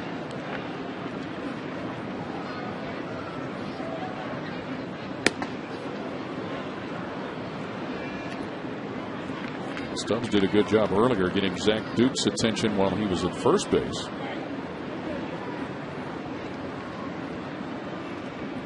So he's gotten Hanrahan's attention also. Joel Hanrahan.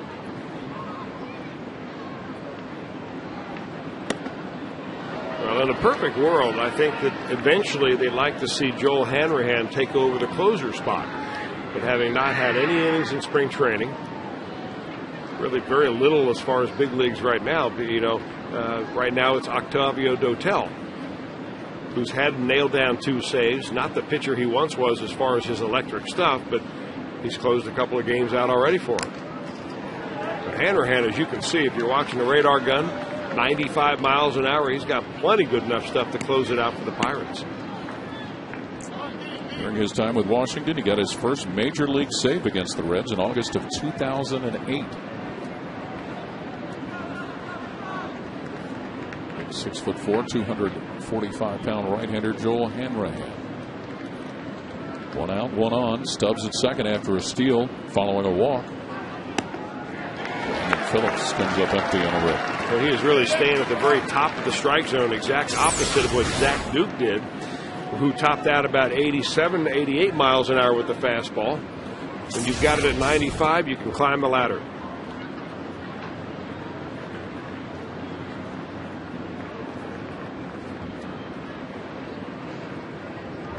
2-2 pitch. Count runs full.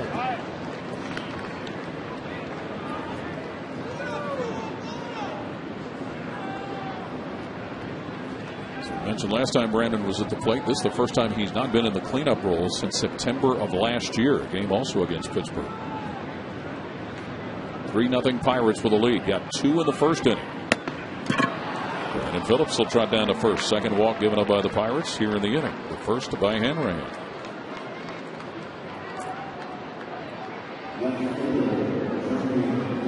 So Johnny Gomes in search of his second base hit. Doubled last time up.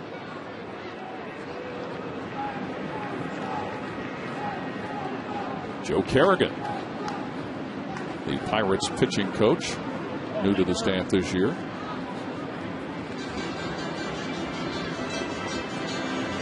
Russell flipped over a handful of his coaches this year coming into the season. Kerrigan, a major league pitcher in his own day with the Baltimore Orioles. Former manager for a short period of time of the Boston Red Sox, longtime pitching coach with the Red Sox. Was a bullpen coach during my short term with the Montreal Expos. Saw something the other day on Jerry Park, speaking of the Expos. Which was their first home field, well before your playing days with the Expos. Well, Drew Stubbs at second base, getting a pretty big lead out there, and the Reds have been fairly aggressive in trying to steal third. So far this season, they're 4 for 4 in stealing third base. That leads the National League. And you've got 2 speedy guys on base right there. Brandon Phillips with a huge lead at first base. So if Stubbs decides to go, an easy double steal. He could almost shake hands with Cedeno with that lead.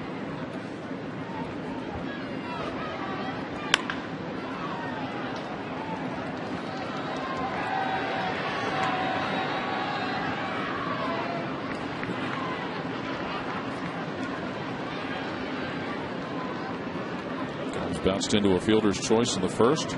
Fly ball to left in the third, and then a double to right center field in the 6th inning. Ball that just flew over the head of the center fielder Andrew McCutcheon, a night when we've seen the Pirate outfielders play consistently shallow.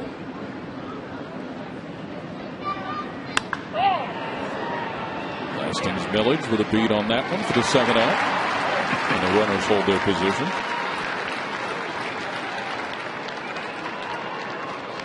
Now Johnny Gomes hit it hard. Just not enough loft on that to be able to get it over his head. A little bit of a humpback line drive on a 1-1 slider. So Miguel Cairo was due to hit, but it will be Joey Votto who will come up and pinch hit. Votto with a back problem that really kept him from being able to play. There was some indication he may have been also dealing with a little bit of that flu bug that's been going around. And from the way you talked last night, Chris, it was pretty evident Joey Votto was not himself. Yeah, he really did not look good at the plate last night.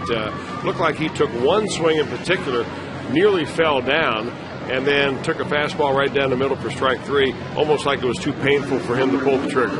Well, Votto's appearance prompts John Russell to make a pitching change. Pirates with a 3-0 lead.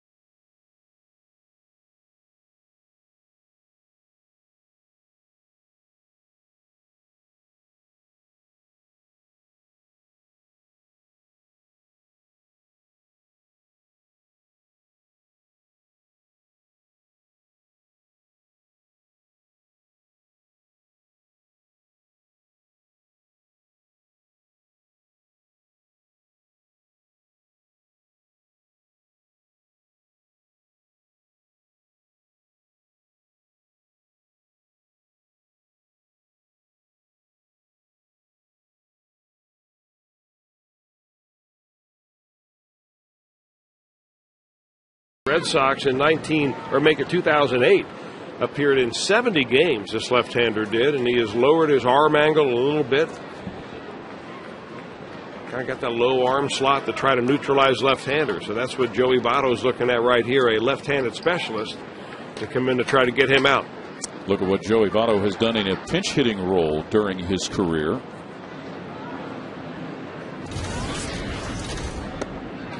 As Joey Votto, he knew that he had to not be right to not be in the lineup against Zach Duke. As you mentioned a couple of times, Chris, Votto in his career against Duke, .625 batting average, 10 for 16. 2 on and 2 out for the Reds.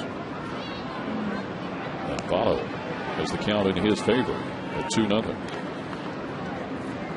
A couple of walks have created the threat. One by Zach Duke of Drew Stubbs. The other issued by Joel Hanrahan to Brandon Phillips. Even a miss by Votto. You try to hang in there as a left-handed hitter, but that sweeping breaking ball that starts about middle of the plate and then goes away from you halfway into that swing, you realize, I'm not getting that one. Lopez, the left-hander. Votto held up on. Lopez last pitched on Sunday at Arizona, retired each of the 3 batters that he faced in that game.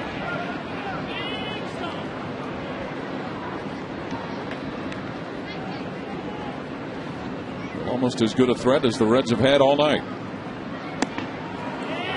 Third walk of the inning given up by Pittsburgh pitchers to load the bases. Well, this is the kind of inning that just makes you as a manager feel completely helpless. John Russell in the dugout of the Pirates over there. He saw his starter, Zach Duke, walk the leadoff man, so he went out to get him, brought in Hanrahan, who retired a batter, then walked somebody. Then he brings in the left-hander. What happens? First batter he faces is a walk. Jay Bruce, get ready for a first pitch fastball.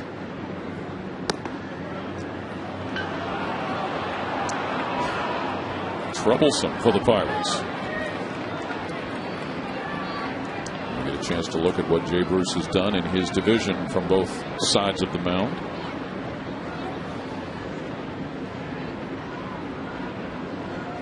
Oh for 3 tonight, but a stolen base as he reached on a fielder's choice.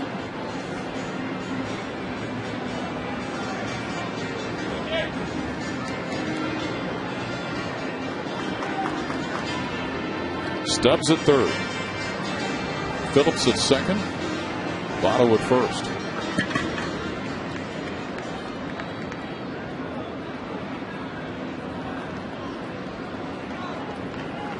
Javier Lopez, the third pitcher of the inning for the Pirates. And he continues to have trouble finding the strike zone.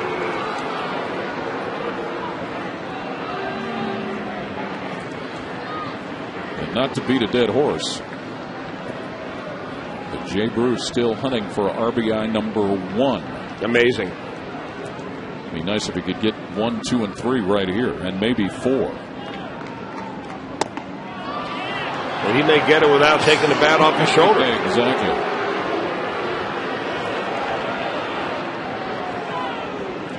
And those that are here that are Pirate fans, rather displeased of what they've seen after a stellar performance by Zach Duke. Not even close. Fourth walk of the inning. Forces in a run.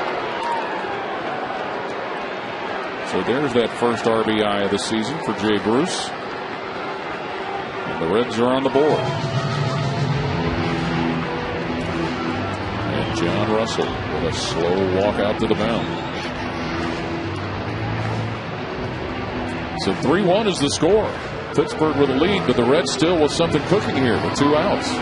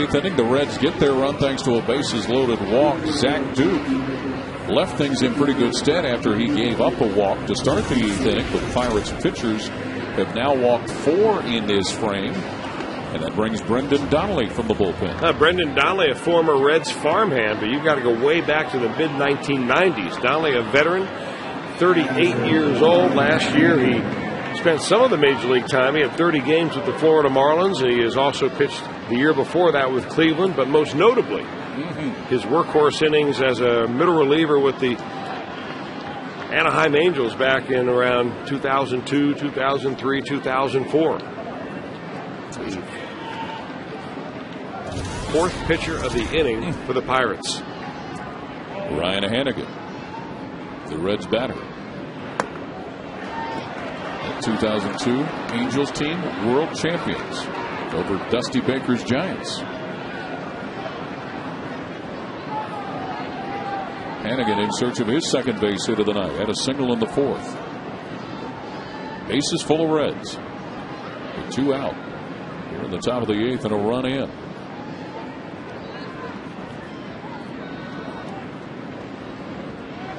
Then Donnelly. It looks like what they're trying to do with Ryan Hanigan is pitch him away, play him away. Back-to-back breaking balls from Donnelly. You've got the Pirates outfield really shifted around, almost playing Ryan Hanigan like he's a left-handed pull hitter. Right fielder way around towards the line, the center fielder to the right side of second base, and you see the left fielder out there, Lassings Milledge, trying to cover that gap in left center field. Line drive down the line in left, and they could all come home. Ooh, got a hanger.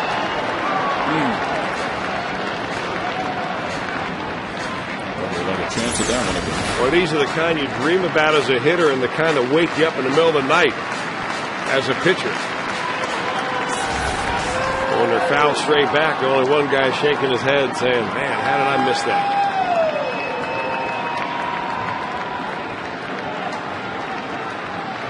One and two. 2 out. Brendan Donnelly trying to get the Pirates off the hook. They keep Zach Duke in line for a victory. And the Reds trying to upset the apple cart here.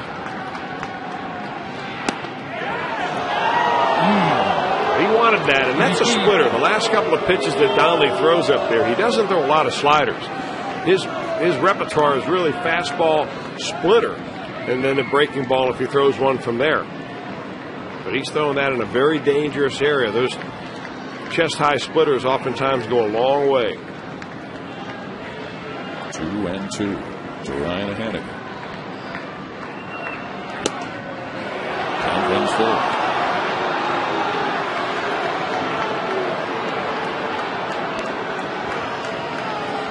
Well, this is what you really wanted to do if you were the Reds. If you're Brendan Donnelly and the Pirates, you wanted a decision on a 2-2 count. Now you've got 3-2, bases loaded, 2 outs. Everybody's going to be running with the pitch. And with Jay Bruce, which is above average speed at first base, a double right here will score him. So you've got potentially the go-ahead run on first base with a ball in the gap out of Ryan Hanigan. So Hanigan over 300 with runners in scoring position with 2 outs. Count full, 2 out, bases full. That one blasted foul.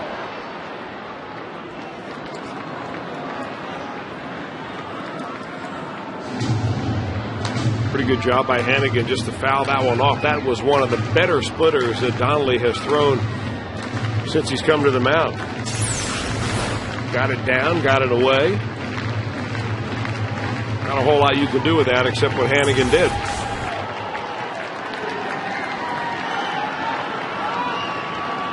Money time right here.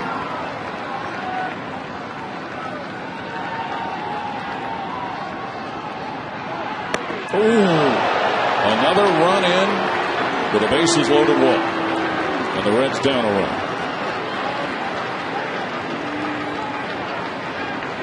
I didn't think this kind of stuff happened outside of freshman baseball. Is that so? I mean, everybody who's put the ball in play in this inning, only 2 of them, have been made outs. Everybody else, you stand up there with the bat on your back. And you got a chance of walking, getting on base, and even driving a run in. Zach Duke getting a little nervous in there, looking at his 3rd victory of the year, maybe washing away via the base on balls. With good reason. Paul Janisch waves and misses. So both RBIs by way of bases loaded walks to Jay Bruce and Ryan Hanigan. Giannis received the walk in the second inning. 0 for 2 other than that.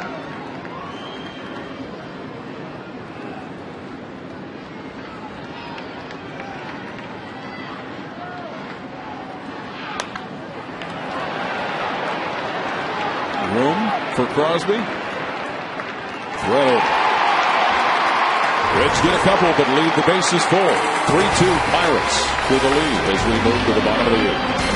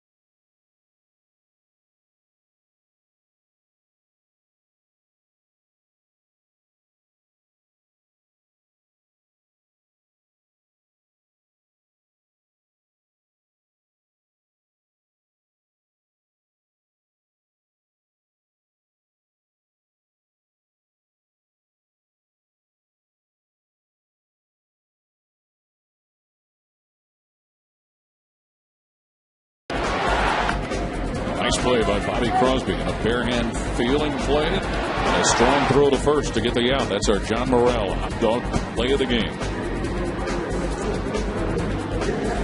Came in to replace Andy LaRoche. Joey Votto remains in the game at first base for the Reds after he pinch hit for Miguel Cairo, and Arthur Rhodes will toe the rubber for the Reds. Here's a look at what Arthur Rhodes, the veteran left-hander, has done early on in the season. There's a strike to Jeff Clement. Not a good spot for Rhodes right here. The Reds have climbed back now within 1. They've made it a real tight ball game. They need a 0 on the board. Clement 0 in the hit column tonight. A couple of ground outs and a strikeout. 3-2. Pittsburgh with the lead. The Reds getting both of their runs thanks to bases loaded walks at the top of the 8th. So missed by Clement.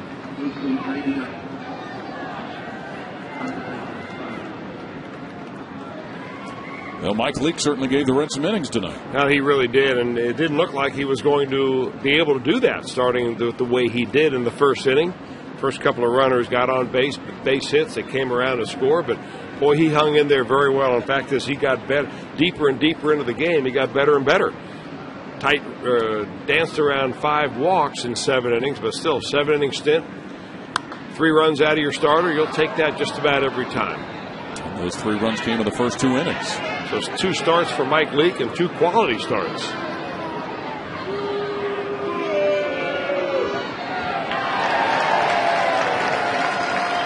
Arthur Rhodes, 3 games on the year.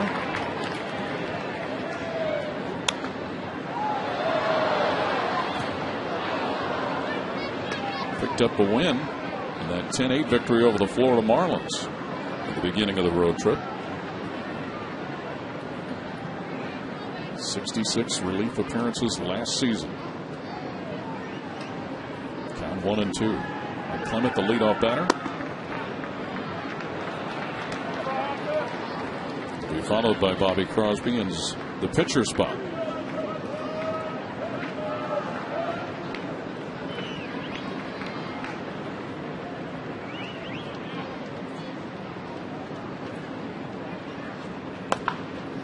A chance for Brandon Phillips. 1 down.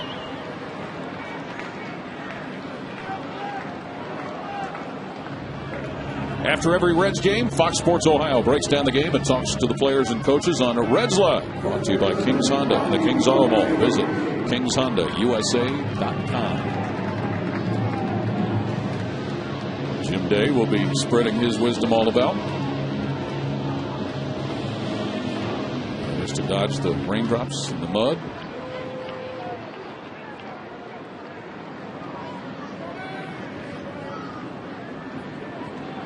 Bobby Crosby.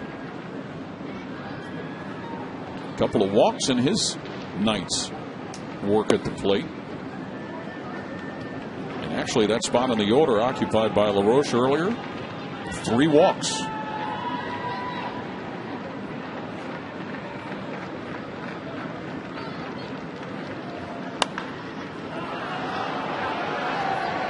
High fly. Orlando Cabrera calls for it. Second out.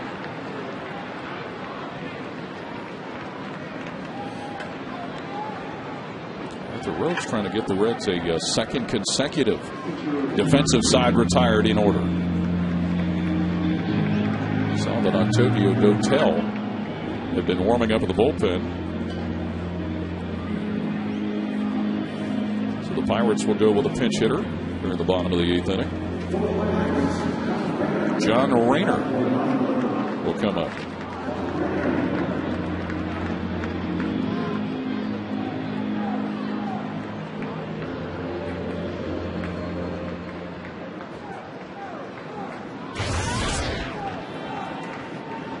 John Rayner 1 for 3, as you see, having appeared in 4 games for the Pirates this year.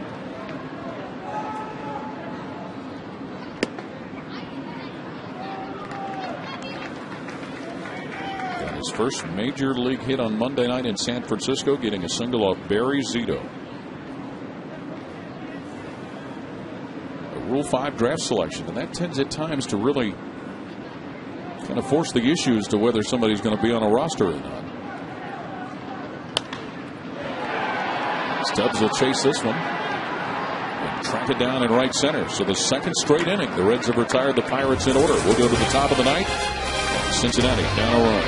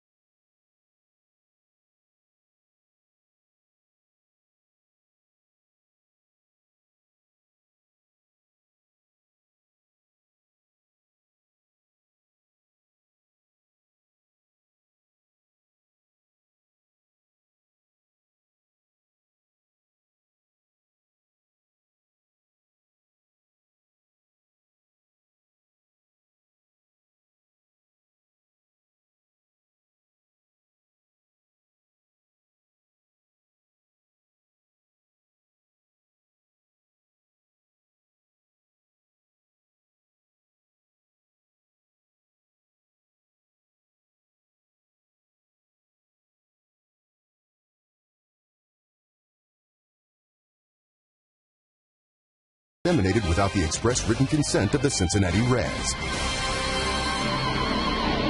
The Reds and Cons are giving you the opportunity to select one of our bobbleheads this season. Log on to Reds.com/Fans Choice. Vote for your favorite player today. The Fans Choice bobblehead will be given away at the Reds game Saturday, July 31st against the Atlanta Braves. Top of the ninth inning. Pirates with a 1-run lead. They have called on Octavio Dotel to try and seal the deal. Dotel is a veteran. He's 36 years old, originally signed by the Mets way back in 1993. Made most of his noise in the major leagues, in the National League anyway, with the Houston Astros. Right around 2000 was their closer for a while. Eventually ended up in Oakland as the closer there. Spent some time with the Yankees, Kansas City. Last couple of seasons with the Chicago White Sox, with some pretty good numbers and a lot of appearances. 62 games last year and 72 the year before. First batter he'll face, pinch hitter Chris Dickerson. Now, one time, Octavio Dotel was one of the hardest throwers in the National League. I mean, they'd bring out Billy Wagner and Dotel back-to-back in Houston, and it was Katie bar the door. That'd buckle some knees, wouldn't it? Not quite the fastball that he used to have, but certainly he competes. His presence is why Pittsburgh decided to let Matt Capps leave town. Chris Dickerson.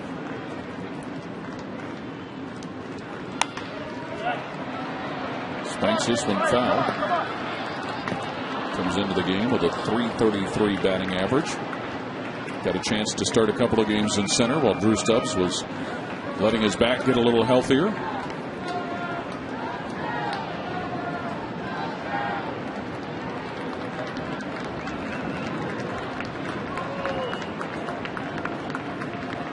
Clement guarding the line at first. Guarding it closely. 2-2 on Chris Dickerson. He followed by Drew Stubbs and Orlando Cabrera.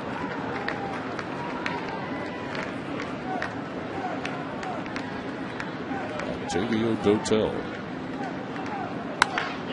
Dickerson. Base hit right center field, and Dickerson makes the turn. He might make another turn, Chris Dickerson. And Dickerson, a 3-base hit in a pinch hitting role to lead off the top of the ninth inning. Great at bat by Chris Dickerson right there. Made an at bat adjustment right there. Got blown away by a fastball, turned it up a little bit. So later, when he got that 90-mile-an-hour heater from Dotel, which was down and out of the zone according to our Fox tracks, he lines it into the right center field gap and a leadoff triple. Of course, we've been mentioning those Pirate outfielders have been playing pretty shallow most of the night. Well, I think that ball, even if you're playing deep, you're not going to be able to cut that off. It was hit like a bullet. Drew Stubbs sees one bounce right in front of him, and it was Stubbs with a walk to lead off the 8th that started the success for the Reds and the problems for the Pirates.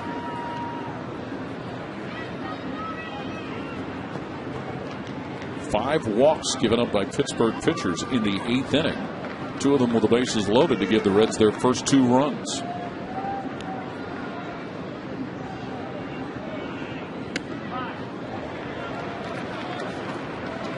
Stubbs has been walked twice, bounced into a fielder's choice, and led the game off with a strikeout.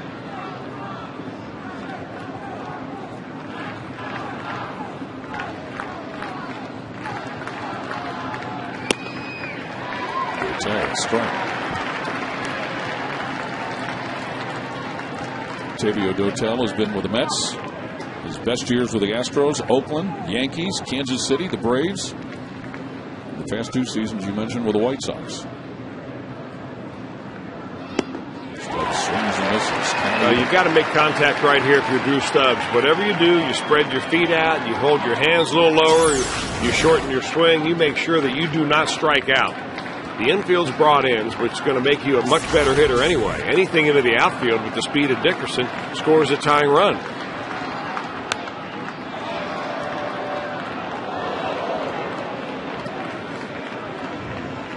And while you said, Chris, that fastball's not what it was, it's still coming up there pretty good. Yeah, 92 miles an hour is not bad, but it's hitting speed.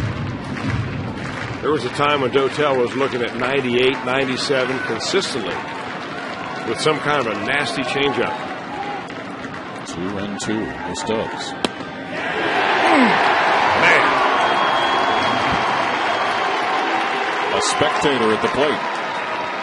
Inexcusable right there. That's a fastball on the corner.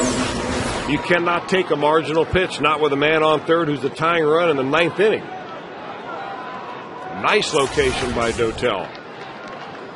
Stubbs just could not pull the trigger.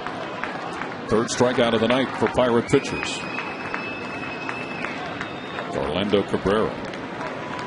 Now the infield stays in as we've got Orlando Cabrera.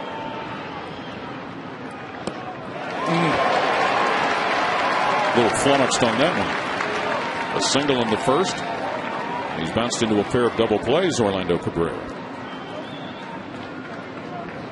Dickerson a leadoff triple here in the top of the 9th inning.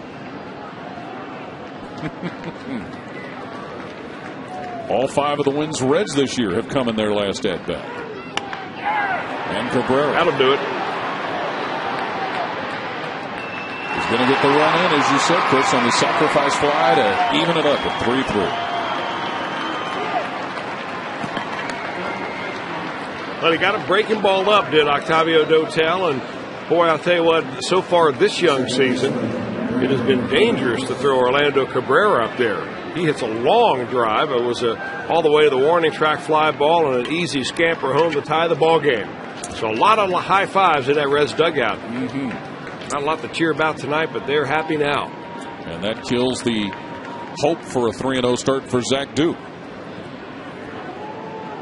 Brandon Phillips, the 2-out hitter. And that's the first RBI of the night for the Reds that has come from a base hit. The other 2 on bases loaded walks. 3-3, top of the 9th inning.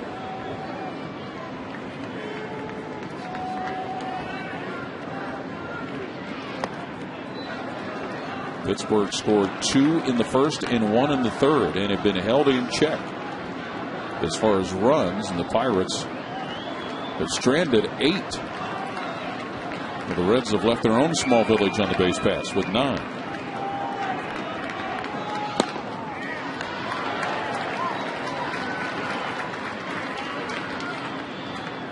Due up in the bottom of the 9th for the Pirates, Ronnie Cedeno, Aki Iwamura, and Andrew McCutcheon.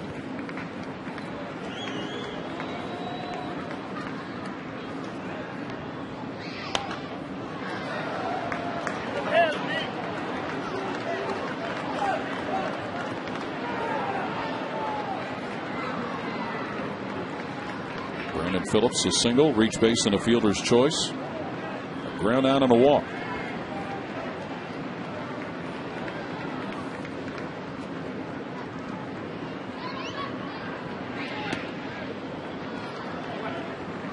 And scored one of those 2 runs for the Reds in the 8th.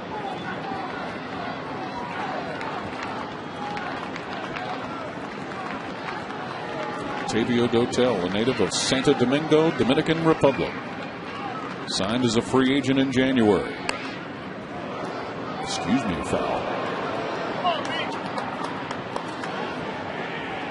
Dusty Baker's team and how they have fared in 1-run games this year. And what the Pirates of John Russell have done.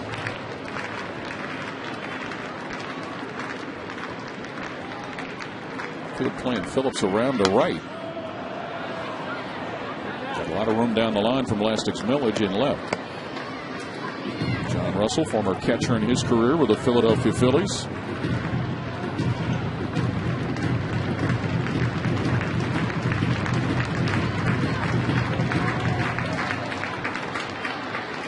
Count full.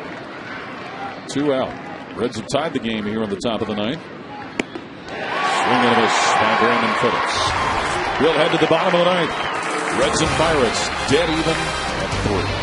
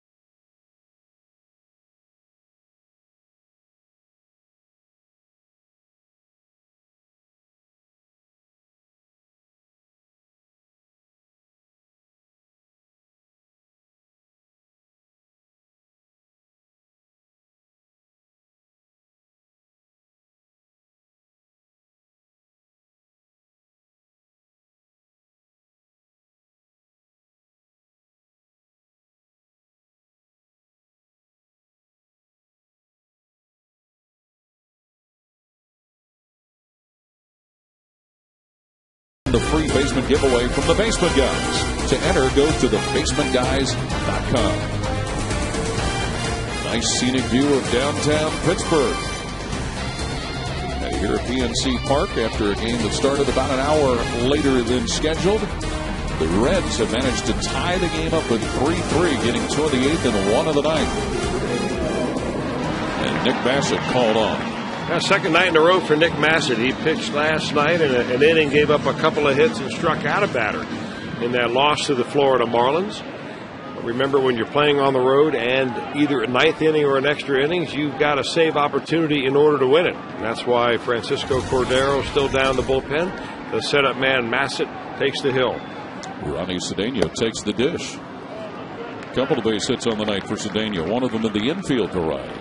By the way, the Reds pitchers have retired the last 7 Pirates in a row.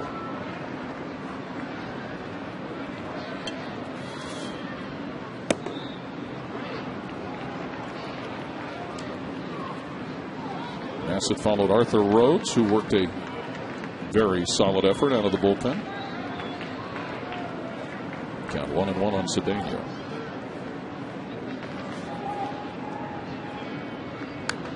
Batting in the number 9 spot, the pitcher hitting in the 8th spot for the Pirates. Aki Iwamura will follow Cedeno, and then it would be Andrew McCutcheon. Nick Bassett, whom the Reds got in the trade with the White Sox for Ken Griffey Jr.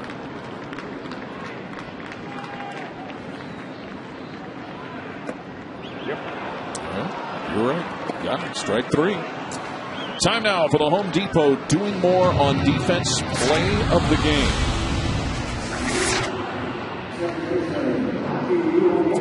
Ronnie Cedeno, who just looked at that strike.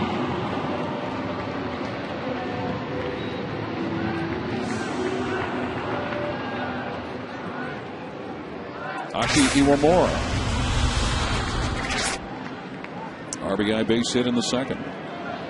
2 hits on the night. Bounced into a double play and has received a free pass. Brian Hannigan will go out to talk to Nick Bassett.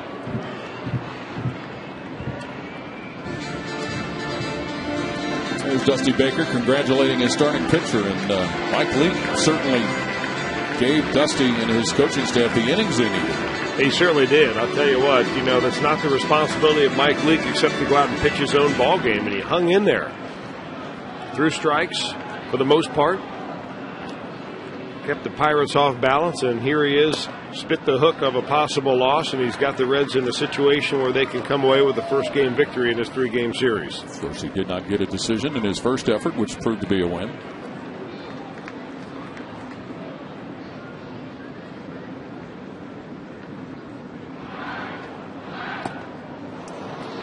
Strike 1. Dusty had all the starting pitchers in his office earlier, just kind of rallying everybody around the flag and understanding that the starters needed to step their game up a little bit.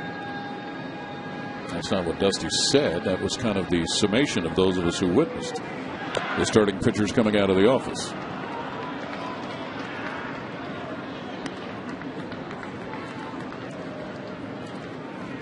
Speaking of starters, Johnny Cueto tomorrow, Bronson Arroyo Sunday. Off day Monday, Homer Bailey, Aaron Harang, and Mike Leake in the home series with the Dodgers.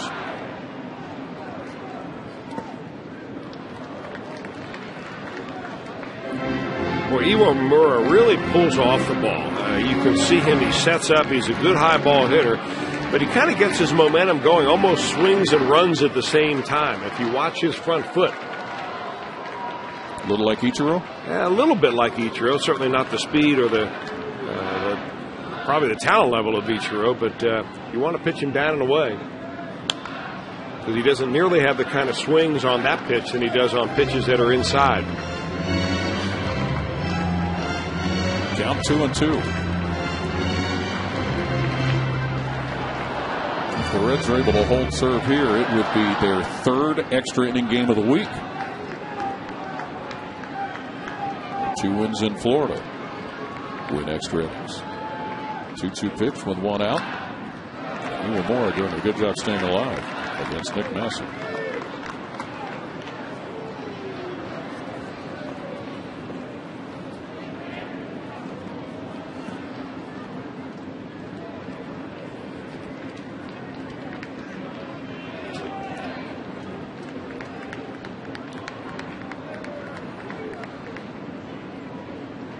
Break-even pitch from Massett to Evilmore.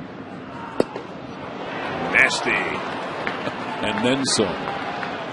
Second strikeout of the inning. Yeah, back-to-back punch-outs on back-to-back same pitches. He got Cedeno on a curveball, a check swing curve, and he really fools Iwamura right there with that good overhand curveball. Nick Massett. You know, it's a rare pitcher that you see that can throw the velocity of Massett and have two very good breaking balls. He's got a nice slider and a real good curveball. Of course, he spent a lot of time as a starter in the minor leagues with the Chicago White Sox, where you develop multiple breaking pitches. McCutchen, who's fan tonight, his last at-bat was a strikeout in the 6th to end the inning.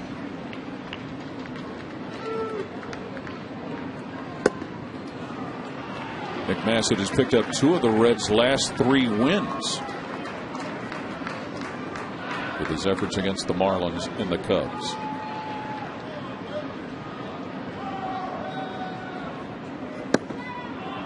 Got a strike. 74 appearances last year. And really toward the back half did a real good job of bringing his ERA down. Big rip and a miss. In his last 30 appearances last year had a 1.04 ERA.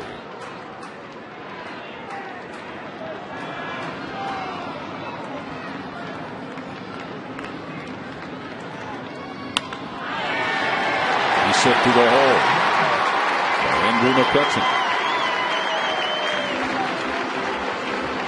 Second hit of the night for Andrew McCutchen, the speedster on this Pirate staff, or on this Pirate ball club.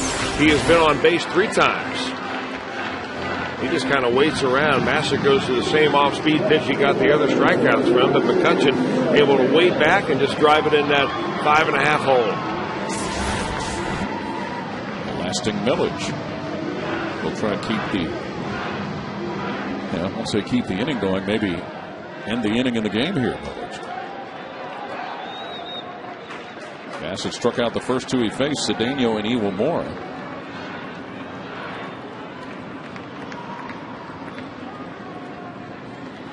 McCutchen off. Got it.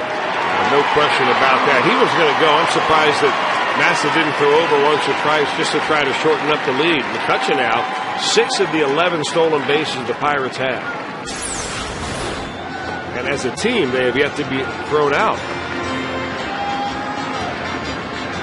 What a goal. What I like about it, the back end of that is that he will slide feet first into second base. Almost seems to be a rarity anymore, doesn't it? Well, it does. I mean, you can injure yourself so many more ways when you go head first. Good player. Count 1-0 on Lasting's millage.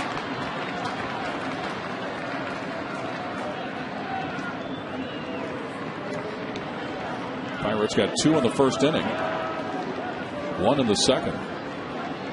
The Reds got 2 in the 8th and 1 in the 9th. It's all up to the relievers now.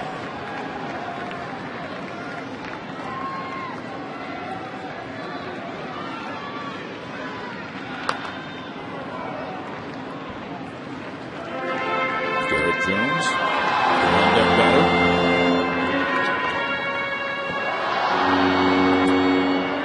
Should the Reds get to a 10th, it would be Johnny Gomes, Joey Votto, and Jay Bruce. We got a left-hander coming up in Garrett Jones. And just now a call went down the bullpen to try to get Daniel Herrera loose in time in case he comes to the plate. I believe he was up earlier. He was up earlier a couple innings ago. McCutchen was gone, but a foul spoiled it.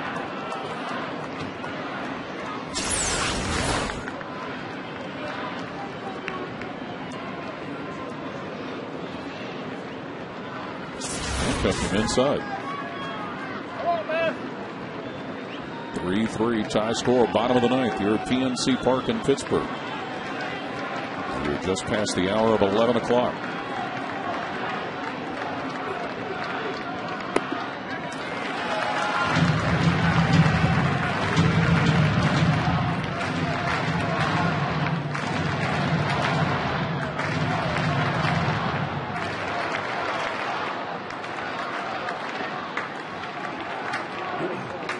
McCutcheon off at second. Bassett wants to redo the signs.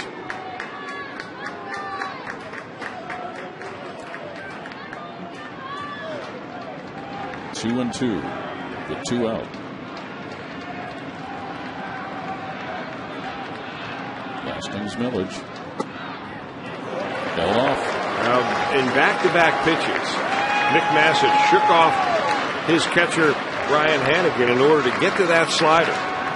A 93-mile-an-hour slider for Massett just off the plate. That last one, boy, Millage,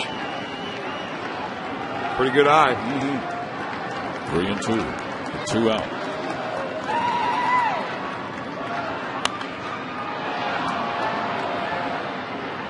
McCutcheon and Millage both with some good at-bats trying to stay alive and wait and work for pitches they can do something with. Well, this long at-bat by Millage has certainly given Daniel Herrera plenty of time to get it heated up down in the Reds bullpen. So if Massett loses Millage, probably a pitching change.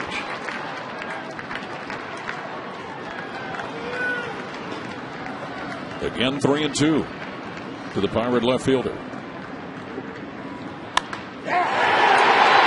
the middle, base hit. McCutcheon on the way to the dish. Pirates win it. Bottom of the ninth inning. Hastings Millage with a game-winning base hit to bring in McCutcheon. 4-3 to Pittsburgh with a victory. Here at PNC Park, Nick Massett with a good start to the ninth by striking out the first 2 he faced. You got to hand the Pirates a little bit of credit in this inning. It was a great at-bat by Andrew McCutcheon.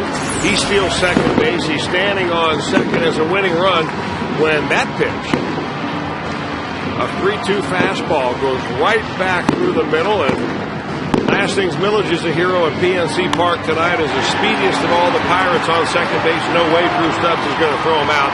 And that's the winning run, 4-3. Pittsburgh gets the victory, 4-3 over the Reds. We'll have more when we continue on Fox Sports Ohio.